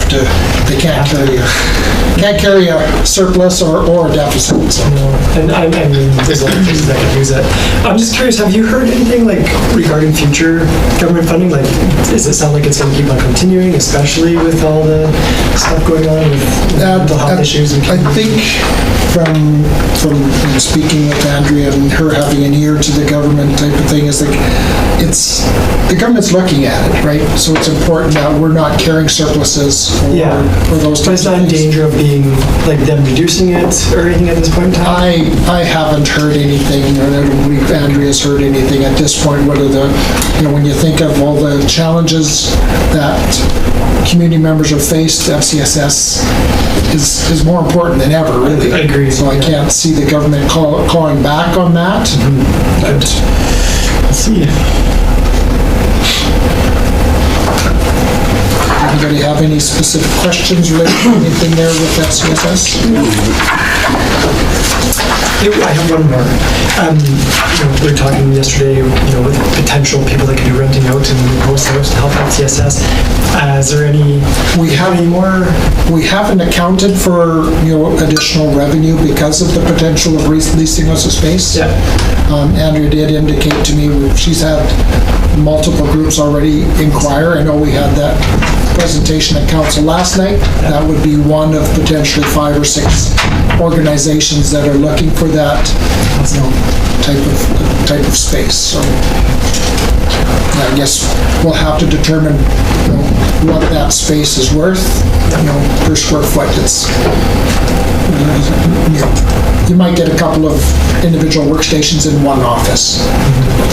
Councilor Fraser? I was going to say, now that they've moved out of the offices, if there's multiple groups looking for office space, would in the Christensen Center work for any of those groups now that there's... It could possibly, Yeah. but at the same time, I think many of those are in the same boat. They like to be in the downtown hub. That's true. I know that we're looking perhaps internally at some of these things if COVID continues, and perhaps spreading our workforce, you know, perhaps people from this building moving over and using up spaces at Christensen Center, so if something hits us, we don't decimate an entire department. Were there not 8 cubbies that were in the workstation out in the main office here? Your worship, yeah, I think we took 2 down. And there's still 2 that really aren't used. No. There's one empty one, but we use the summer student in there. Oh, okay. And I'm not sure where the other... 2 in? I'm just wondering if they can be utilized for FCSS.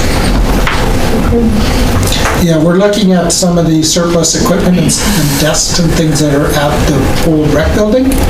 And perhaps, Good idea. you know, the boardroom table is going to come over to the new location. Perhaps some of the desks, depending on who goes into that additional space, you know, do we outfit them with a desk or Sure. do they do that? So we've got those surplus supplies. Okay. Right now, we haven't been able to host a sale at this point. For some reason, I thought those other 2 went to Public Works. But are they using them there? I don't recall seeing them in the building, so... My recollection is that they were returned to the supplier. Oh, maybe we It did. was so new and it was rejigged, like... They were able to do that? That's my recollection. But we'll look. I'll look into it. Yeah. Any other questions on FCSS? I really can't speak to the medical building admin, Betty, if you want to. It's basically just the revenue, the rental, and 50% goes back to the county and our debenture interest and insurance, so it's pretty nominal activity there. And then we have the Creekside, which is the 2 houses, now soon to, oh, no, 9. That's fine. So didn't change much there. And then Post House is addressing the rentals upstairs. And we did add the revenue that would be coming in from the main floor.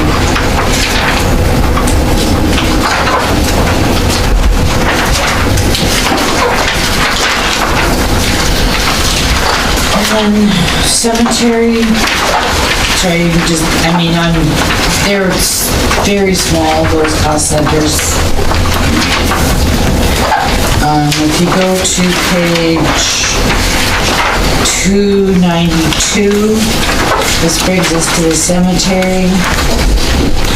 And again, I have some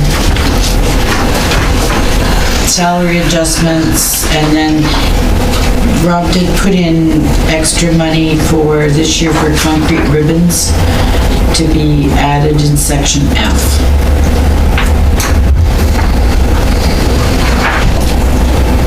And that's contracted repairs there? Yes. Yeah.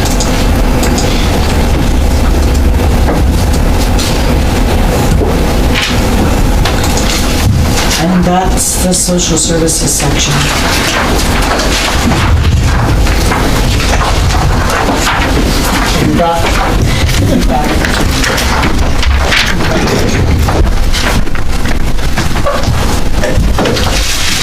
just as a prelude, if you skip to the very back page of planning and development, we have an infographic for that section.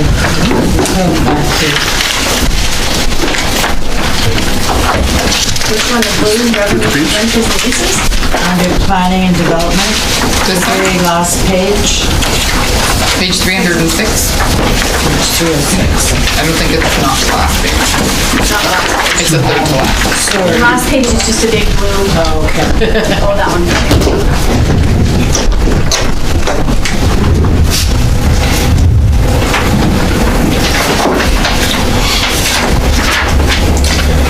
Okay, so, okay, I better give you an intro too, otherwise you'll feel left out, right?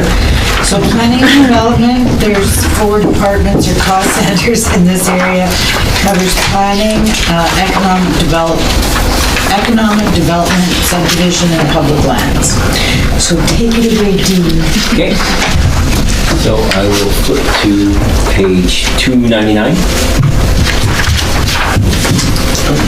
Gives you the overall look at 2020, 2021. We have decreased overall by $9,000 for the year with our revenue and expenses. Then on page 300, it kind of breaks it down by GL account. Everything's more or less status quo in regards to the numbers. I wish we could say we have a few more building permits and building revenue, but our revenue for the year is 122. As far as training wise, I do believe my staff being trained as much as they can in regards to land use planning as well as other planning courses.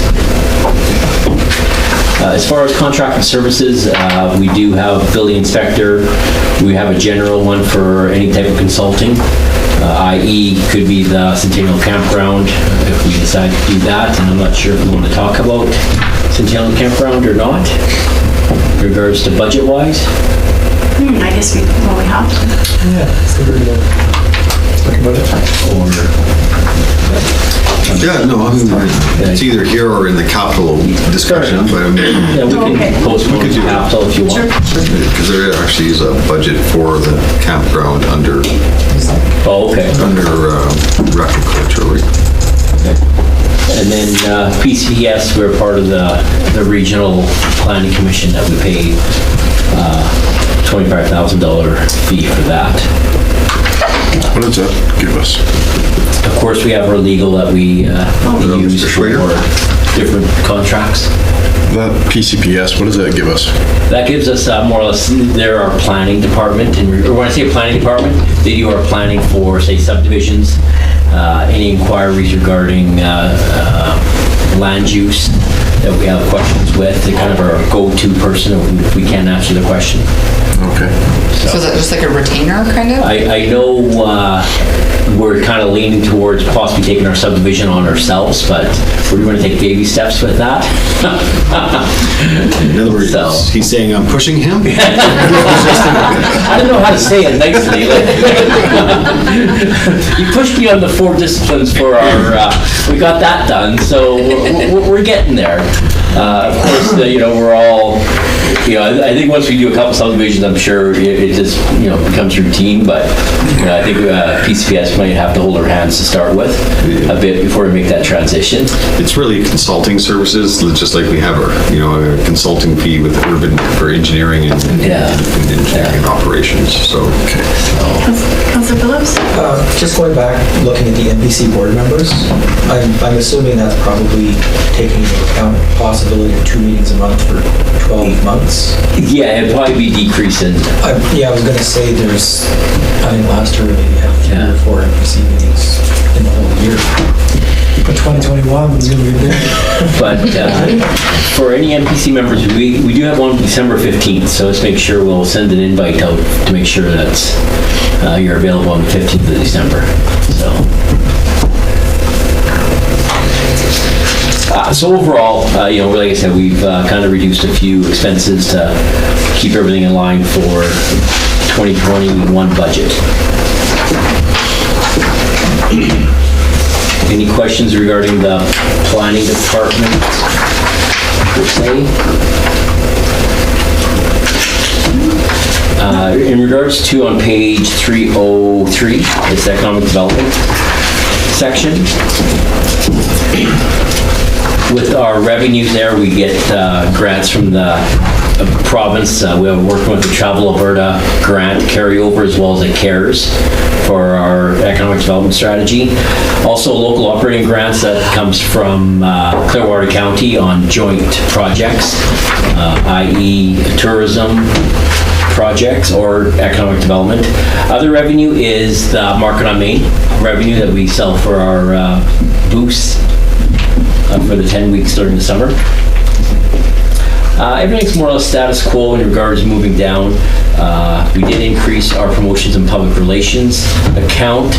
On page 304, it kind of breaks it down in regards to, then the top of page 305, breaks down the $88,000 of what's being spent.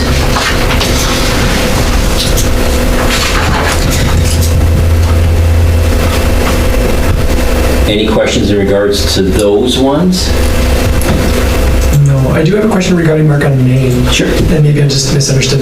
Is that actually a revenue generator now, or is it still not quite there? It's a loss leader as far as, this year we haven't really crunched the numbers, but probably this year, it costs about $4,500 to run it on an annual basis. We do have the expense side of it under contracted services. We budget $15,000 to run the event. Right. So, Thank you. So at the end of the day, I think we've increased our economic development budget by roughly $5,000 compared to 2020.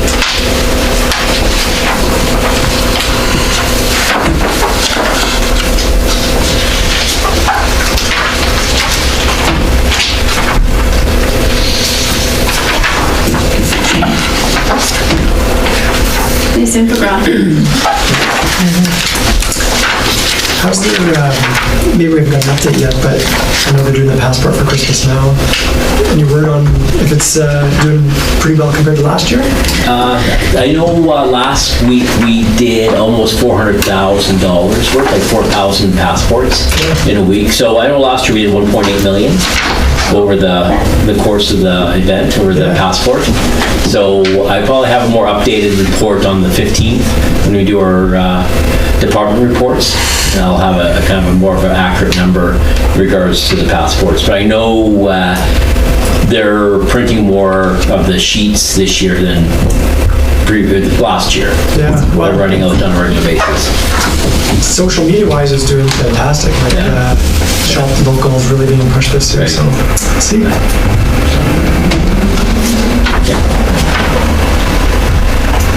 Thanks. Sorry, I'm just reading.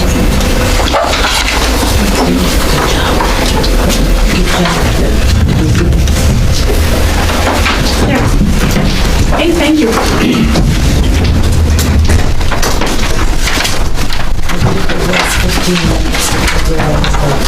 trying to think of a hard question to I only get 15 minutes. Thank you.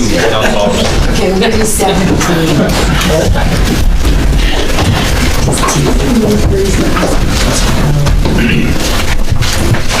Yeah, I saw on the agenda they give you a half hour. Oh, okay, well, then We'll try to fit it in a half hour. it's in the front, Maybe quicker. speed time. should be in the front of your body.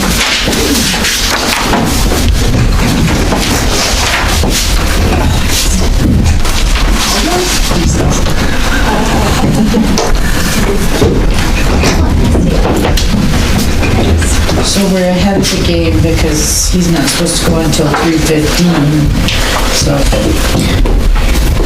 Dean didn't use up his half hour. So we may be able to do sort of an overview on capital if you want. If we go quicker. We'll just keep going. I'm sure when we get to Centennial Capital, we'll discuss it. Okay. Okay, I gotta do an intro for Wes again. So, recreation and culture is the last and final section of operating. There's quite a few sections, so there's Rec Admin, Christensen Center, and we changed the name of that this year from Arena to Christensen Center, just the pool, we haven't renamed that. Curly Rink, guest services, programming, and fitness, we actually split into 3 cost centers. All the parks and sports fields, and then culture, when we're doing our financial statements, the culture line is any community centers or libraries, so they're down at the bottom, so they're part of this as well. Okay, here you go. Okay. Well, I guess if we want to start on page 312, get just a general overview of our budgets from 2020 to 2021, looking at revenues. 2021 was a real challenge for my manager to try and predict what revenues are going to be like with COVID and that. So we're anticipating that those revenues will go down, to the tune of $308,000. But then at the same time, our expenses, we anticipate because of the fewer people, and managers are really diligent on watching the expense line of things. So that has gone down as well. The overall deficit change of about $35,000 is what we're anticipating. Page 313, again, if we look at under the staffing side of things, we have reduced our staffing numbers to 24.76 FTEs, and we alluded to that earlier in the staffing component. We've eliminated some positions, our facility maintenance supervisor position, one of the head guard positions at the pool, and our guest services manager, and we've amalgamated the duties of those within the department. So. Mr. Anderson? Yeah, that's unfortunate, that's for sure. Regarding, I imagine birthday parties alone is a big drop in revenue. Every time I see them go swimming in the past, there's always a party going on. But I was just thinking of the dive-in movie. Outside of a COVID time, have you been finding those can be revenue generating? Are they pretty good? Yeah, slightly. I mean, our goal is cost recovery on those because we have our staffing costs, right? And what we charge per head, I think they charge $10 a head to come in. Because they have all that new equipment now, right? Well, we have the new equipment, but then anytime we do that, we have a license fee that we have to pay to show the movie.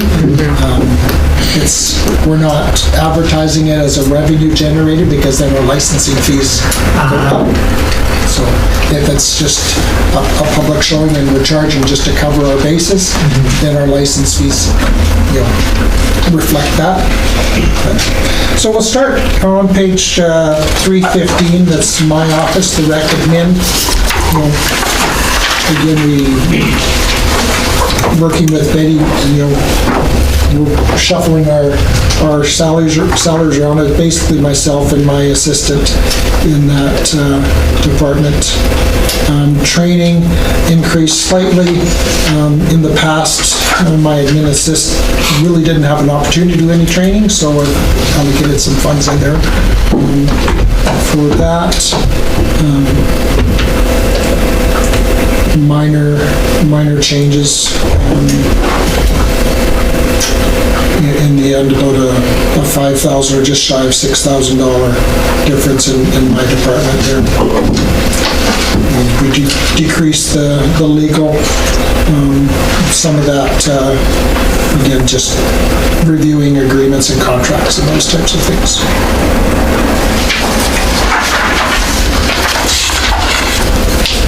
There is a little infographic for people on 318 that was put together. It's a snapshot of all the things that we did. It's interesting to look at, the pool as an example. over 31,000 swimming, daily admissions and those types of things.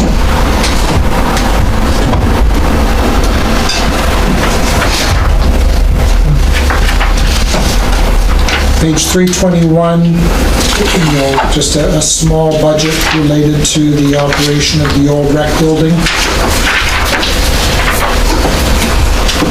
Again, the salaries and wages, basically taking that out of there. My staff do go in and just do regular checks on the building.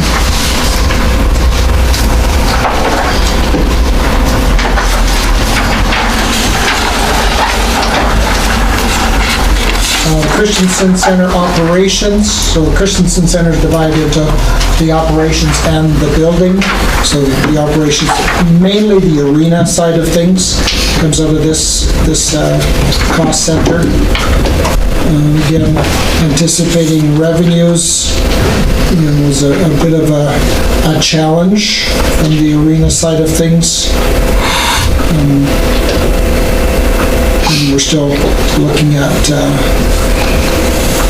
even when if we do close for an extended period of times, we're anticipating the ice is still getting sold and still being used. So we didn't adjust our activity rental line. Some of the others, equipment rentals decreased. The gifts in kind decreased by 1,000. Actually, we could probably amend that because I just found out late Friday that our sponsorship for the Olympia with CNRL, they signed on for another 5 years at 50,000, so it'd be 10,000 a year for that 5-year period. The budget package was put together before I got that confirmation from them, so that'll take effect come January. Any questions on the Christensen Center? So we are looking at a change there in our operations. In which way? Well, again, with the lost revenue, and we're still looking at our overall expenses at just over $1 million, revenues at 690, so we're at a change from last year. The gross recoveries aren't showing up in the 2020, so you have to take the costs from the Christensen Center building. Sorry, that didn't translate over. You have to run them through for 2020. Okay, Councillor Alt? Remember at our service level review, Wes, you were going to reach out to one of the local businesses regarding sponsoring the Fountain Tire Room. Yeah, Lisa and I are working on the entire package. So as soon as that, we're updating that, and then that will go out. Okay. So I know because you expressed interest. Not lost on us, we're just redoing the entire sponsorship package so we can put it all out as well with the various opportunities we have. And we're also looking not only at the arena sponsorship, but potential sponsorship in North Saskatchewan River Park and those types of things. So we looked at the package that Mr. Schrader put together in 2016 when the Christensen Center came on, and taking that sponsorship opportunities package and updating it. So hope to have that done here by the end of this year.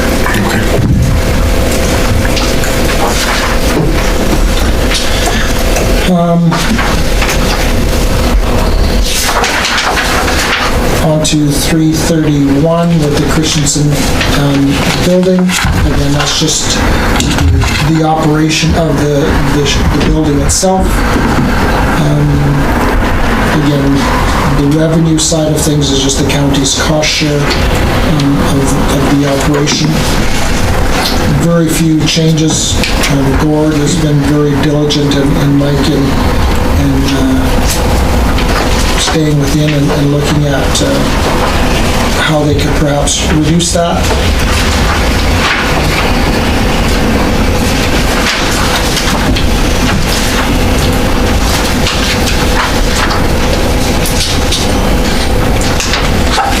question that council had about the building itself and its budget associated with that.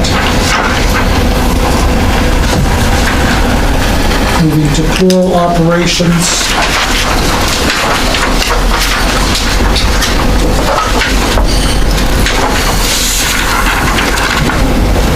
From a revenue side of things, sort of again, hard to determine where COVID is going to hit us, but at this point, slight reductions in most of those line items. Trying to anticipate, whether or not, some of the things, trying to predict, the school usage, are they going to be allowed to come back, or those types of things. We'll have to wait and see. The same with, the rentals and those types of things. From an operations expenses, again, very little changes there. We have an increase in the advertising line. The next page where it breaks down the individual line items. Find it here. Wait, Russ, can I ask a question here about the vending sale commissions? Yeah. So that's an outside company that does that, or is that No, it's an outside company that we contract. Okay. And we get a percentage of sales comes back to us as from vending, so that's both at the Christensen Center and at the pool. It's the same company that has our vending contract. Thank you.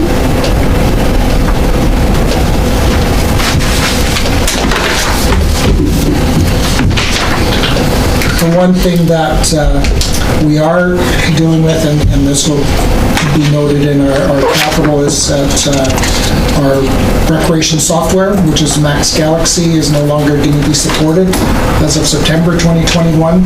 So we're in the process of, we've had a couple of demonstrations.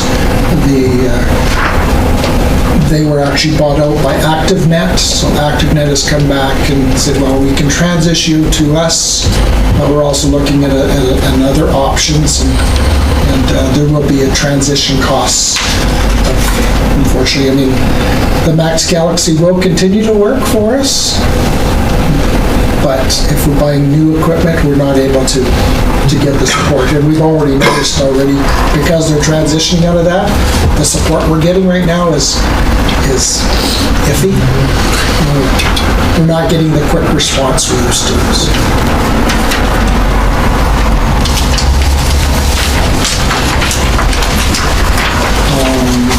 Any specific questions on the pool side of things? Big things coming up in a bit? With like any major things, we've got a couple of big replacements in the last couple of years here. We've got that itemized in our capital. Yeah. And so mostly with the HVAC system and reviewing of that. We do anticipate, in the operating budget is seeing a decrease certainly on our power consumption. We're anticipating a 40% decrease in power. We'll see how that impacts the natural gas side of things, because basically we're using natural gas to power the cogen unit. So, but in the grand scheme of things, we should see a reduction in that side of the utilities.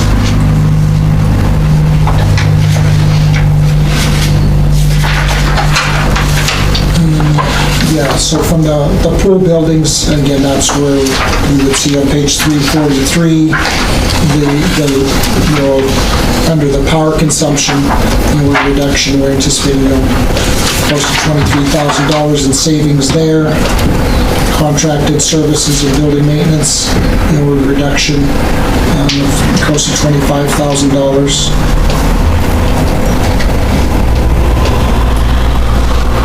Salaries and wages, again, that was Betty and I reassigning our staffing as to where their time is allocated between buildings.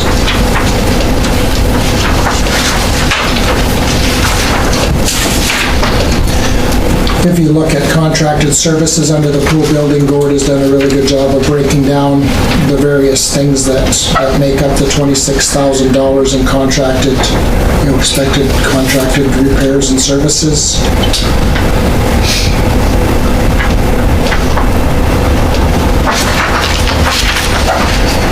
The curling rink admin,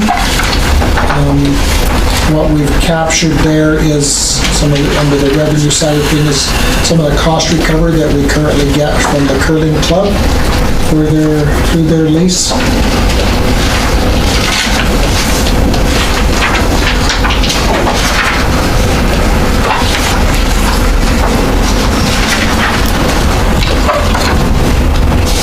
Yeah, and then the curling rink building is new this year. The insurance, the natural gas propane, that was what gets moved over to recovered from the curling club.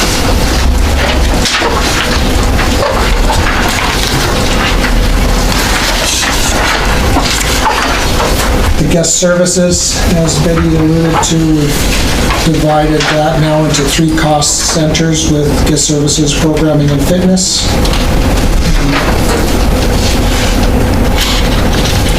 Overall, I guess when we look at the changes from 2020 to 2021, the revenues, again, because we've divided out some of the membership costs, those types of things.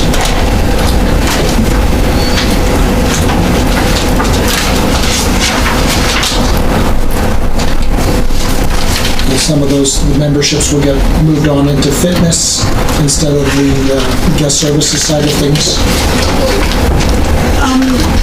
Just in regards to revenues we haven't received this year, that can be reclaimed through some of the provincial COVID response dollars? Yes, I believe that's the case. We're tracking all the the lost revenue that canceled bookings and... Okay. So, I think I've asked this before, but where does that fit into the budget then? So, or it just goes to 20? Well, you won't see it in the budget, but what I've looked at some of the qualifications for it's called the MOST grant. It's not the MOST grant, it's the MOST grant. And it said for revenues, you can compare year over year. So what I'm thinking is if we can identify lost revenue or increased costs for 2020, we'll record that as revenue in 2020. The submission for the grant, like the final accounting, is until July of 2021. So for instance, I'm just going to pick a number. Say we were down $70,000 in revenue in guest services. I would record that as revenue in this department, and then we would apply it against the grant. The same with increased costs. I'm thinking it said if you could identify that you had to hire staff for extra cleaning, they're not requiring you to submit a lot of details, so we'll go through and look if there's staff that we kept on, so we'll have to go through all of that and see how much. And there's other lost revenue, like there's lost tax penalty revenue. It actually says any uncollected taxes at March 31st can be but so how will that uncollected taxes? It said you still would collect it. Okay. But just as of March 31st, if there's any 2020 taxes that are not collected, you can use your grant against that, but then you still proceed with collecting it. Yeah, and we have a cap on this grant of $670,000. And the end date is March 31st, so this only covers losses until March 31st. Right, okay. Yeah, Wes, I just have a question regarding the passes. I think I read that they doubled, basically. Maybe I misread that, but is there more pass holders this year than last year? I guess my question was, if there's more, but due to COVID, are we actually having less users, or is it just limited during certain times, so there's still the same amount of users? Yeah, I think one of the challenges we found with COVID is that when we were closed, we put and suspended many of those memberships. Yes. So, and then when we were able to reopen in August, they were reactivated.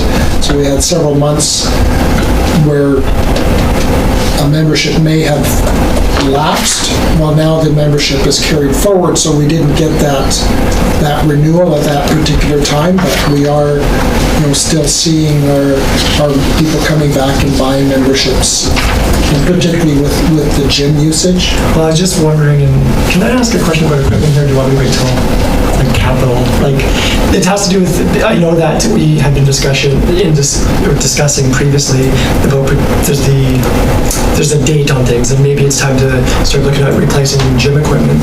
But I was just curious if this is less users due to COVID over the next little while here, can that be something that's potentially pushed off because it's not getting the same wear and tear? Yes. I know that Lisa does track actually the hours. Most of the machinery has hour meters, so it'll track hours, and then some of it manufacturer's recommendation 5 years, 10 years replacement. So we put placeholders in the capital budget for future, starting to consider, are we going to need to replace some of these things? But as we do with our fleet, if it doesn't need to replace, we won't. Thank you. So yeah, again, from guest services side of things, the revenue generated there is from the rental of the rooms and spaces within. So again, some of those have been reduced and may continue to be reduced depending on how things go with COVID. Donations and gifts at this point remain the same. Our major sponsors, I know that's a concern, is whether or not some of them have the ability with COVID to keep their commitments.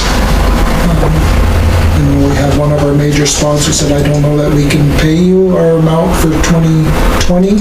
Not that they're going to cancel on it, but they asked, can we put them on some kind of plan to recapture that income in the future. I think that will be, we didn't see that in 2020 for a lot of our sponsorships because they were invoiced in February, and many of them had paid their invoices before COVID hit. Right? And so now the challenge will be, as we go forward, are they still going to be able to meet those commitments we budgeted as if they are? Right? So.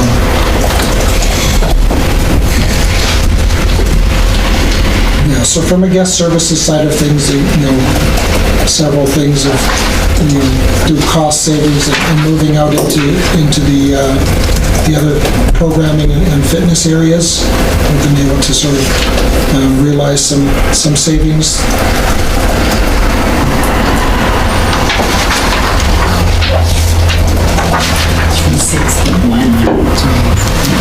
Pardon? The next page is 261 is the programming things, and this is a new cost center this year. Again, most of these things came out of the guest services side of things. So we've created it just to get a clearer understanding from a programming perspective. Salaries of wages, staff training, conferences, copiers, shared costs, and the programming supplies. That's mostly going to be around our summer programs. And we're planning that they are going to happen in 2021. I guess we'll wait and see. And usually, from a staffing perspective as well, we'll be applying for federal grants for student loans for our summer day camp operators. And then we'll proceed with that and see what happens. When do you hire your day camp operators? Usually I guess we submit the application, the grant applications early in the new year, and then we would, if I remember correctly, because we didn't do it this year, the year before, they hired a camp coordinator who started in May to do the planning, and then in June is when we will bring on our other students for the summer months. This year, we did find, we got our announcement from the federal government that we were successful in the grant application, but we didn't find that out till July, and it was too late to start a program at that time, so we were able to transfer those grant monies over to the Parks Department for their summer staff. And then on page 365, again, is a breakout of the fitness center. And looking at, that's where the Rocky passes and those types of things. We had our programming and drop-in fees reflected in the revenue on that side of things. And then correspondingly as well with the expenses for staff. That's a portion of Lisa's wage. And materials and supplies, and again, the contracted services under that's our contracted fitness instructors.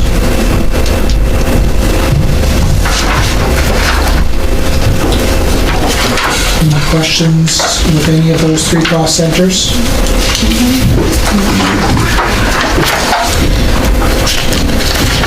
How's everybody doing? Do we need a stretch? Yes. Okay. I do, that's, okay, it's 2:10, so I'll call 5 or 7 minutes.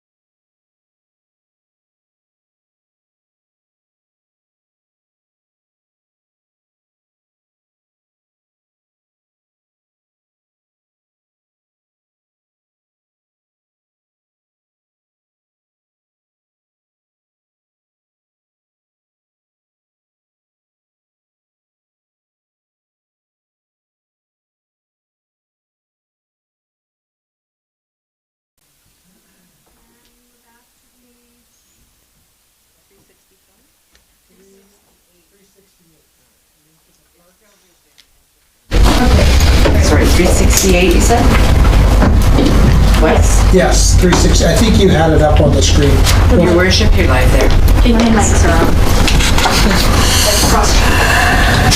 So the Parks Department includes cost centers of Parks Operations, which is basically Rob and his staff, the Splash Park, North Saskatchewan Road Park, the Centennial Campground, and then the parks, the Cooperative Park, Legion Park. So a quick look at the overall department there from 2020 to 2021, a difference of a savings we realize of $10,000. So not a whole lot of change in the overall parks budget, but we can go through the individual cost centers.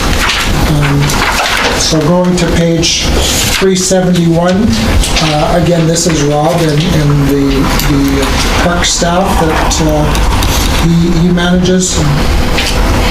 So I can't necessarily maybe speak to some of those changes, but very little change. I guess an increase in expenses of about $12,000 over last year. He's itemized those in the details of that on page 372.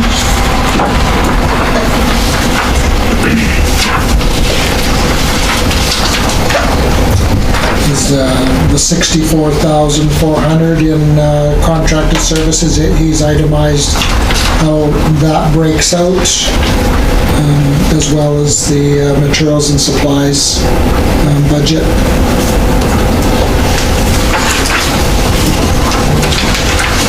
If there's any questions there, you post them. I'm sure Rob will answer in an email. The Splash Park on page 375. Of course, this is a brand new cost center this year. We tried to estimate some of the costs associated with the Splash Park. Some of them we based on 6 days of operation this year in estimating, in particular, the water usage, water consumption. We took what we did in our very brief opening, also touched base with another community that has a flow-through system that operated for 4 months.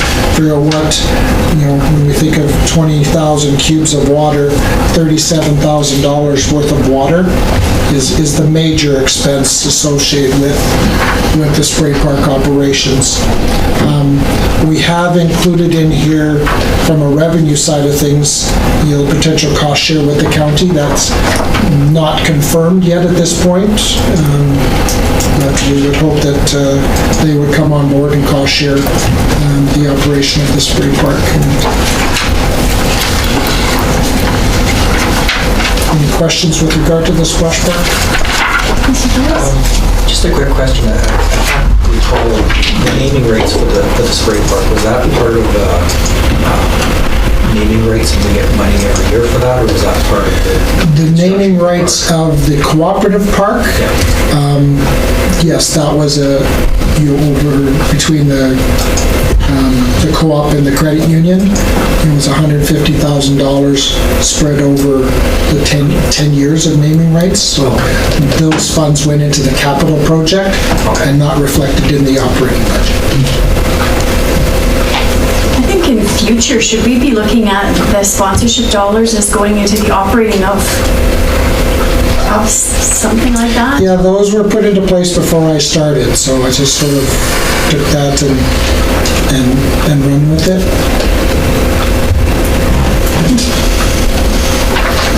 We've done that with all of our other facilities. The sponsorship goes into the operating costs as opposed to the capital costs. Any other questions related to the spray park? The next one was the North Saskatchewan Road Park, and again, this will be our first year of taking on the full responsibility of operating that park. So between Mr. Shanks and myself trying to figure out the actual costs of staffing to maintain the park. We've estimated the revenue side of things, trying to predict what that revenue would be based on our rates and fees for our two major events, the rodeo and the chuck wagon events, and then what we have potentially for weddings and those types of things. This is another new costing center, and again, we've indicated in the budget proposing a possible cost share with the county on the operation of this. It will service both town and county residents. So even though it's not identified in the existing recreation agreement, we'll have those discussions, and I know it will come up at the rec board again. So we'll see what goes there. Some of the general contact repairs, a change from, a decrease of $34,000 last year. The town and county cost shared doing dust control on that road, so we have reduced that considerably.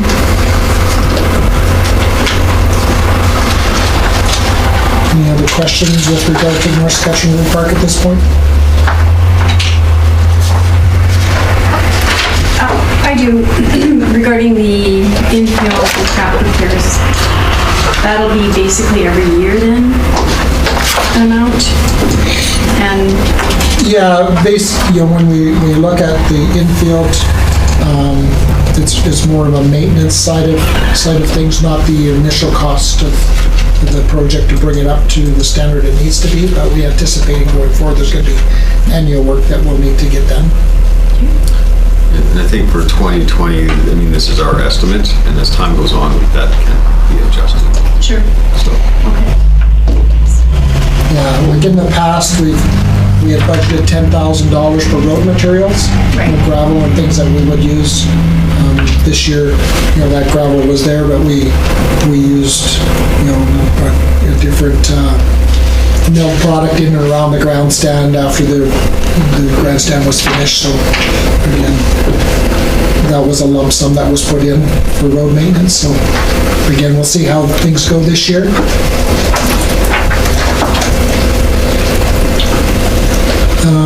The cooperative parks, again, that deals with the Legion washrooms, the skate park, and the Helen Hunley Park.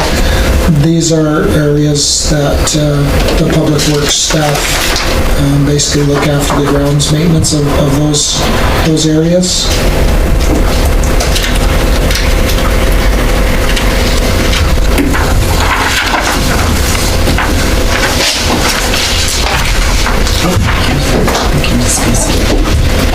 Any questions with regard to those parks? I do, regarding the Helen Harley Park, that wall that's out front there. How much maintenance is that? Is it on here somewhere? How much maintenance will that require per year to maintain it? I don't know if I have a question to that. So far, the issues that we had, we touched base with the artist and she came in to do repairs, but didn't invoice us or charge us for those repairs. So I'm just curious to know if there's some sort of a product that has to be put on there on a continual basis, like a yearly basis, that will maintain it so that it doesn't. Well, my understanding is the product that she had on there would last a period of time, sort of anti-graffiti type of a finish. I would have to reach out to her to see an ongoing maintenance program for that. Okay. Mr. Alderson? Yeah, I was just thinking, it's not an answer to that, really, but when we went to FCM, that was in Quebec, with their artists in their city, when somebody's awarded the right to be able to put up their art and have it on display, for the first 5 years, they have to cover graffiti or fix it up or any damages, and after that, the city or town would take it on. So it's just an interesting way to go about it. I don't recall there being wording in that contract that was drawn that. Unlikely. I'm just thinking for future, perhaps more goes up around the town, it'd be fantastic to see artwork go up.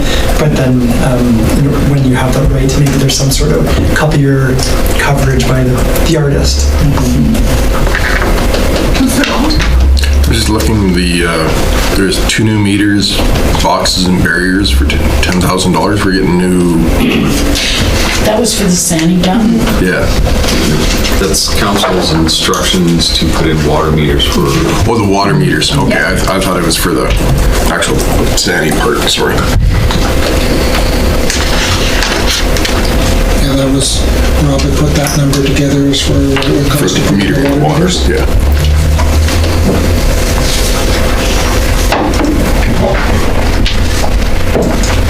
Did we ever figure out how we were gonna do that? yeah, Mr. Shanks has it figured out. It's gonna be above ground in a box and they'll take it out each year. Oh, okay.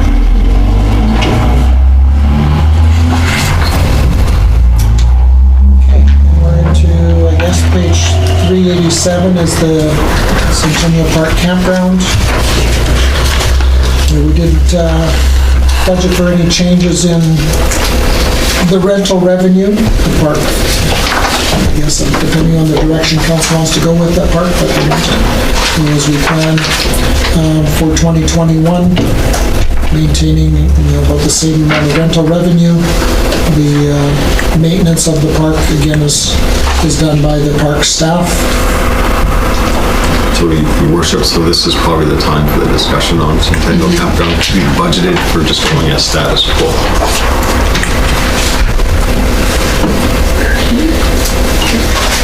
Councillor Alt? I think that's a great decision to just do status quo right now.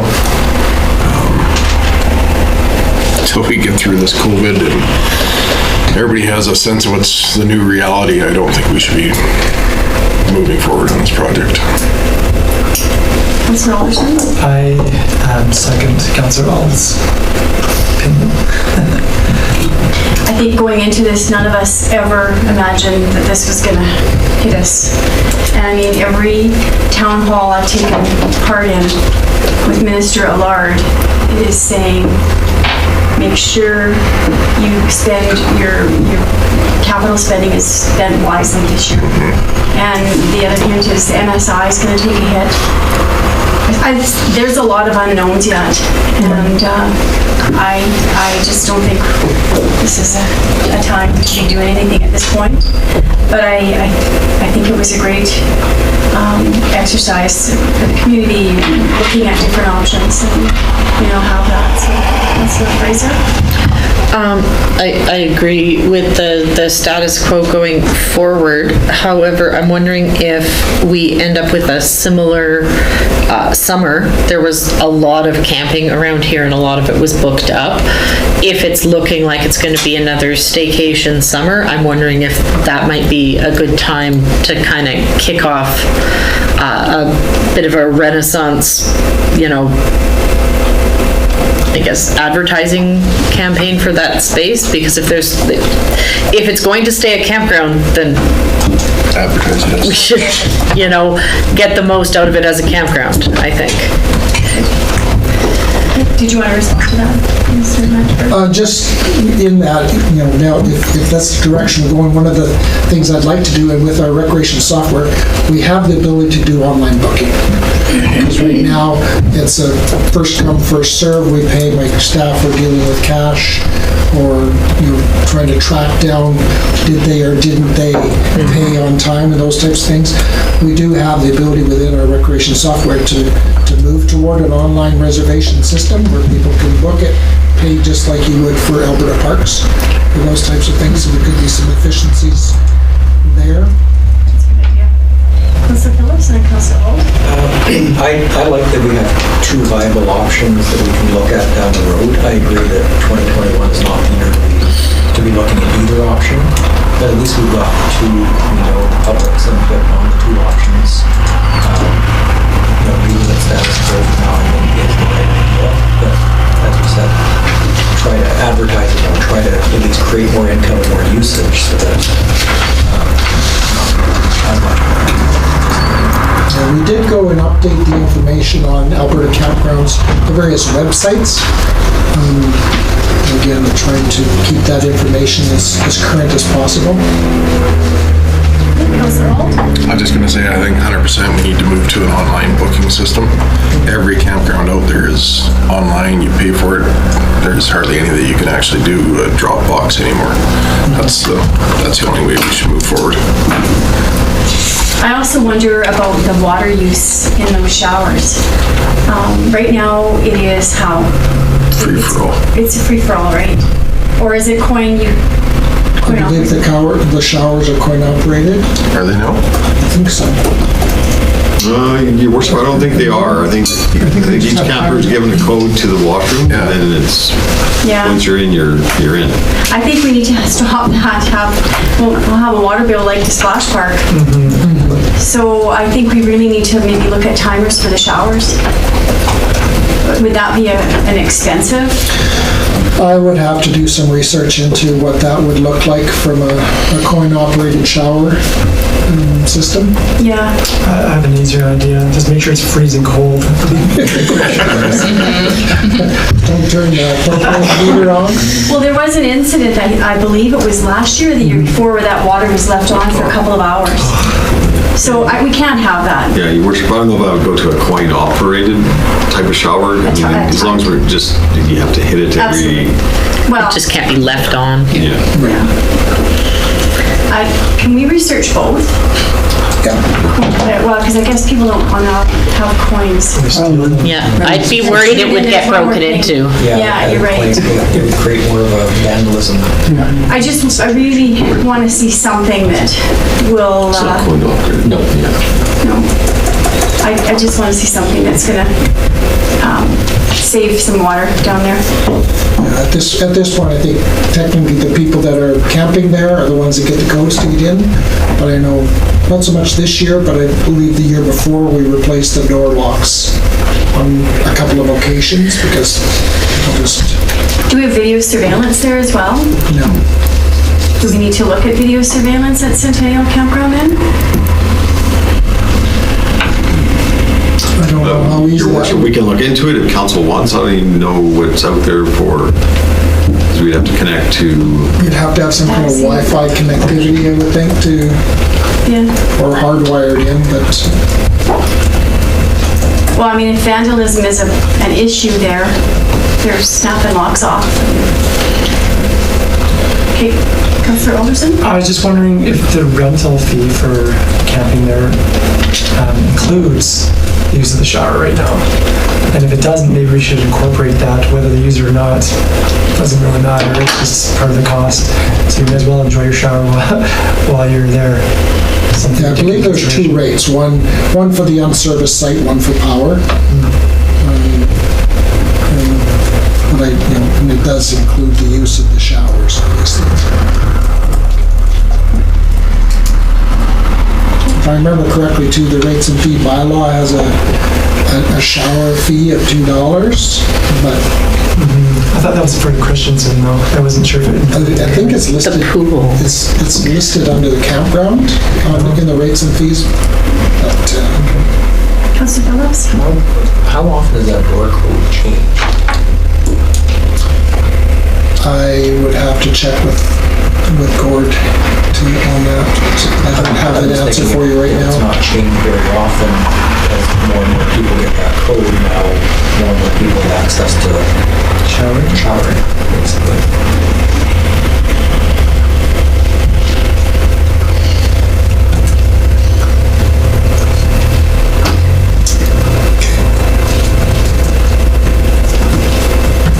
Any more discussion about the campground at this point? No, I think just a few things to be brought back. Yeah.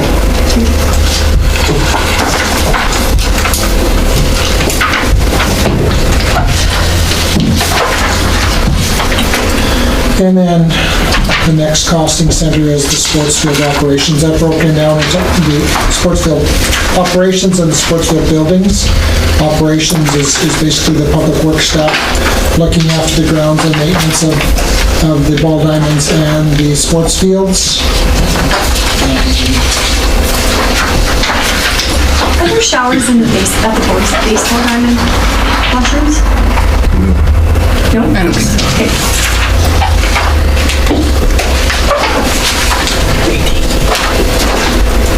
Says showers voluntary, It's pay if you want at the showers. Yeah, okay. So volunteer $2. Yeah, and that's what I was saying, like, it's voluntary, we don't really know what voluntary means. That's exactly how I used to look at the standing dump, it doesn't happen. So if it's not amount of $2, that's part of the rental fee, that'd be better. If they don't shower, whatever, the shower is worth $2.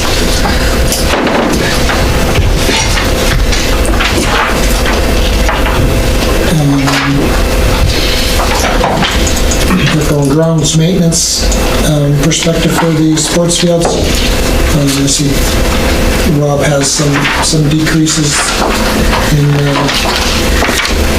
grounds maintenance items. I can't speak directly to those.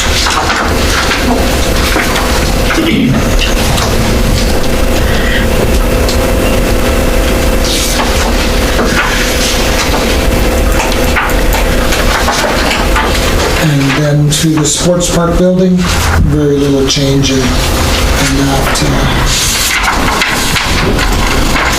A reduction of about $8,000. And again, that's finding some efficiencies with contracted services, materials and supplies for the building.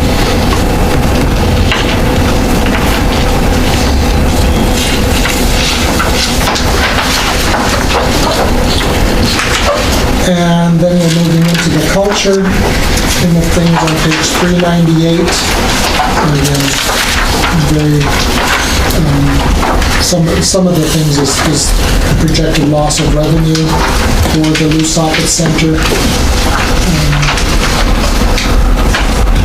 Personnel, we've realized a change there because we're no longer staffing, providing a staff person during an event. So trying to, just a change of operations there. So we've managed to reduce the overall budget for the culture by about $78,000. Is there a staff person that on call? Yes. There is, okay. So when we do a rental, we do a walkthrough with them, they get their keys, and then we have an on-call person that they have their number if there's an issue. Okay, thanks. Again, predicting, from the Lousopet Center in particular, on page 401, the rentals, we've put in a reduction of rentals, but at this point, if things don't change, we're not bringing any kind of revenue in. So our attempt to put the pickleball courts and badminton courts was short-lived. When we're allowed to perhaps go that route again, they're there. And it was just starting to get some uptake from the users. Yeah, a lot of people were pretty excited about that. Yeah, it's too bad. So just wondering, maybe in the future, I don't know, it seems like an indoor pickleball facility. I don't know, I saw it like all over, there was a lot of people that were really excited about that.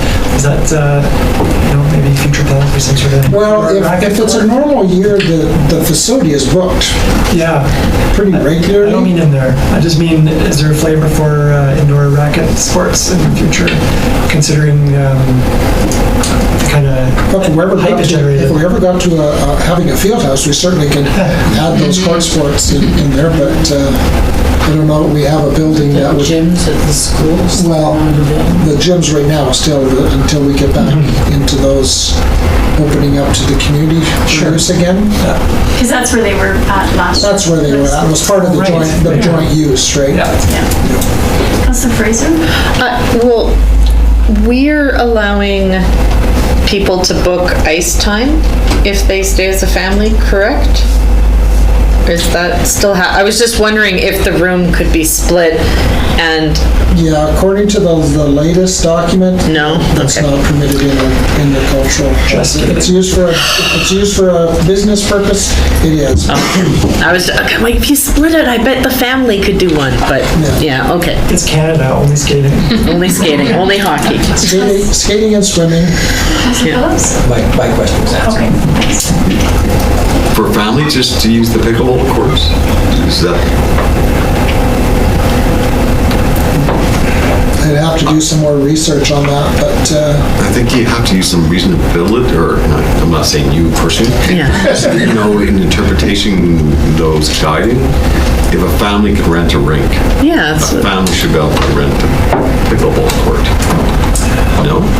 It sounds like a similar situation with the parades, like you have to like specifically ask, because you know what I mean, like seek clarity for that I one. guess if you determine it as a recreation facility and not a hall, you could have that 25% occupancy. Oh, right, because it's the halls that are closed. So the council halls just that are needs a closed. resolution to call it a temporary recreation. Yeah, Yeah. For families. That's fair. Pickleball together. is that a thing? Yeah, so if you have members of the same household, It is now. you know, you could rent one court, or you can divide it, and we could have, the way they're situated, you could put the barrier in, and you could have 2 courts, couldn't necessarily have all 3 courts. Would that be cost effective? No. yeah. No. No, not at all. Recreation in It's no never- form no. is cost effective, Well- but it's up to council how much you What you want to give give to your, citizens right now? yeah, what you call it, at this time. Yeah, I mean, from an operation side of things, staff will go in, open the doors, and, you know, people would come in and do that, but it's not a staff facility, so it would be really hard to monitor. I guess the people could just let in everybody. Yeah. Yeah, they're gone. Everybody in. Yeah, exactly. What are those balls that you can run around inside of? Are those considered That's the swords? ultimate cool is that sport. isolation from each other? You're running at each other in a bouncy castle. Yeah. Bubble soccer, Yeah. The Zorb things, yeah. I think they have them at Bower Ponds. When you run on the water. Run on the water. oh, really? Okay, onward. Onward, sorry. Just a moment. Just left. trying to help the pickleball people I've taken out. more than my half hour, I apologize. You're doing culture, so you're allowed. And we went easy on Centennial Park, so we had some time. That's right. And the last one will be the library. And that's, other than our maintenance staff looking after the building, the library budget's set through the library. Yeah, except for that one item, I believe it's the payroll and stuff that we were Yeah, and gonna go back to that. I did reach out to Ben, and he emailed me back that we were gonna get in touch, and then things kind of fell apart, so I haven't had a chance to contact. But that's Yeah. going to be a discussion for 2022. Okay, well, I gave the library board a heads up that because they were aware of it already and somehow it ended up in the budget and we accepted it, don't expect that that's necessarily gonna happen next year. But yeah, I said you'd have to contact the town to have that discussion, which. Yeah. But I'm pretty sure the service level review, that was our kind of direction. Right. Right? With the library, who does the flooring? Who's responsible for the flooring? The library board, or are we? With the maintenance? Yeah, I don't know, like replacing of flooring.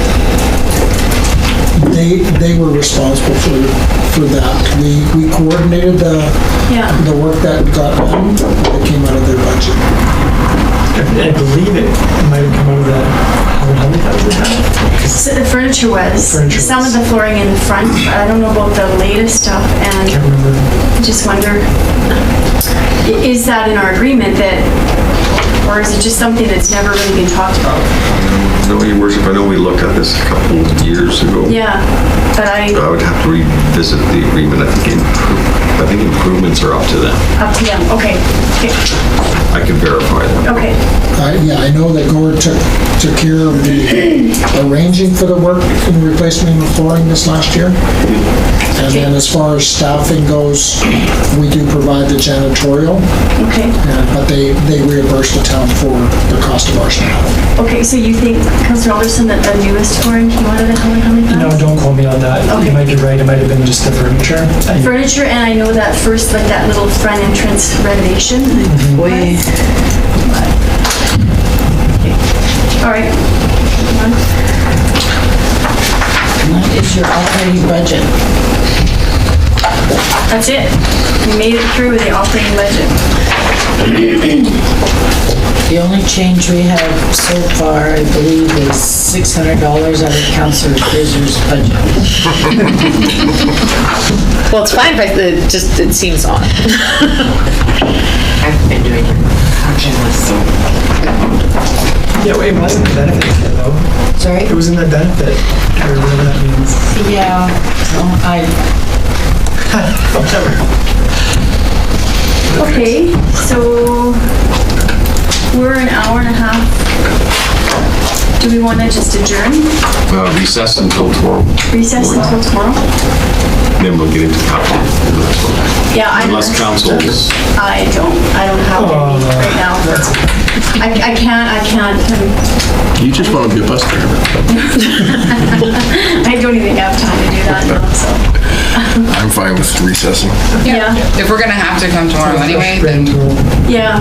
I think we're all going to be fresher in the morning. Then if I could just have 10 minutes with council. Sure.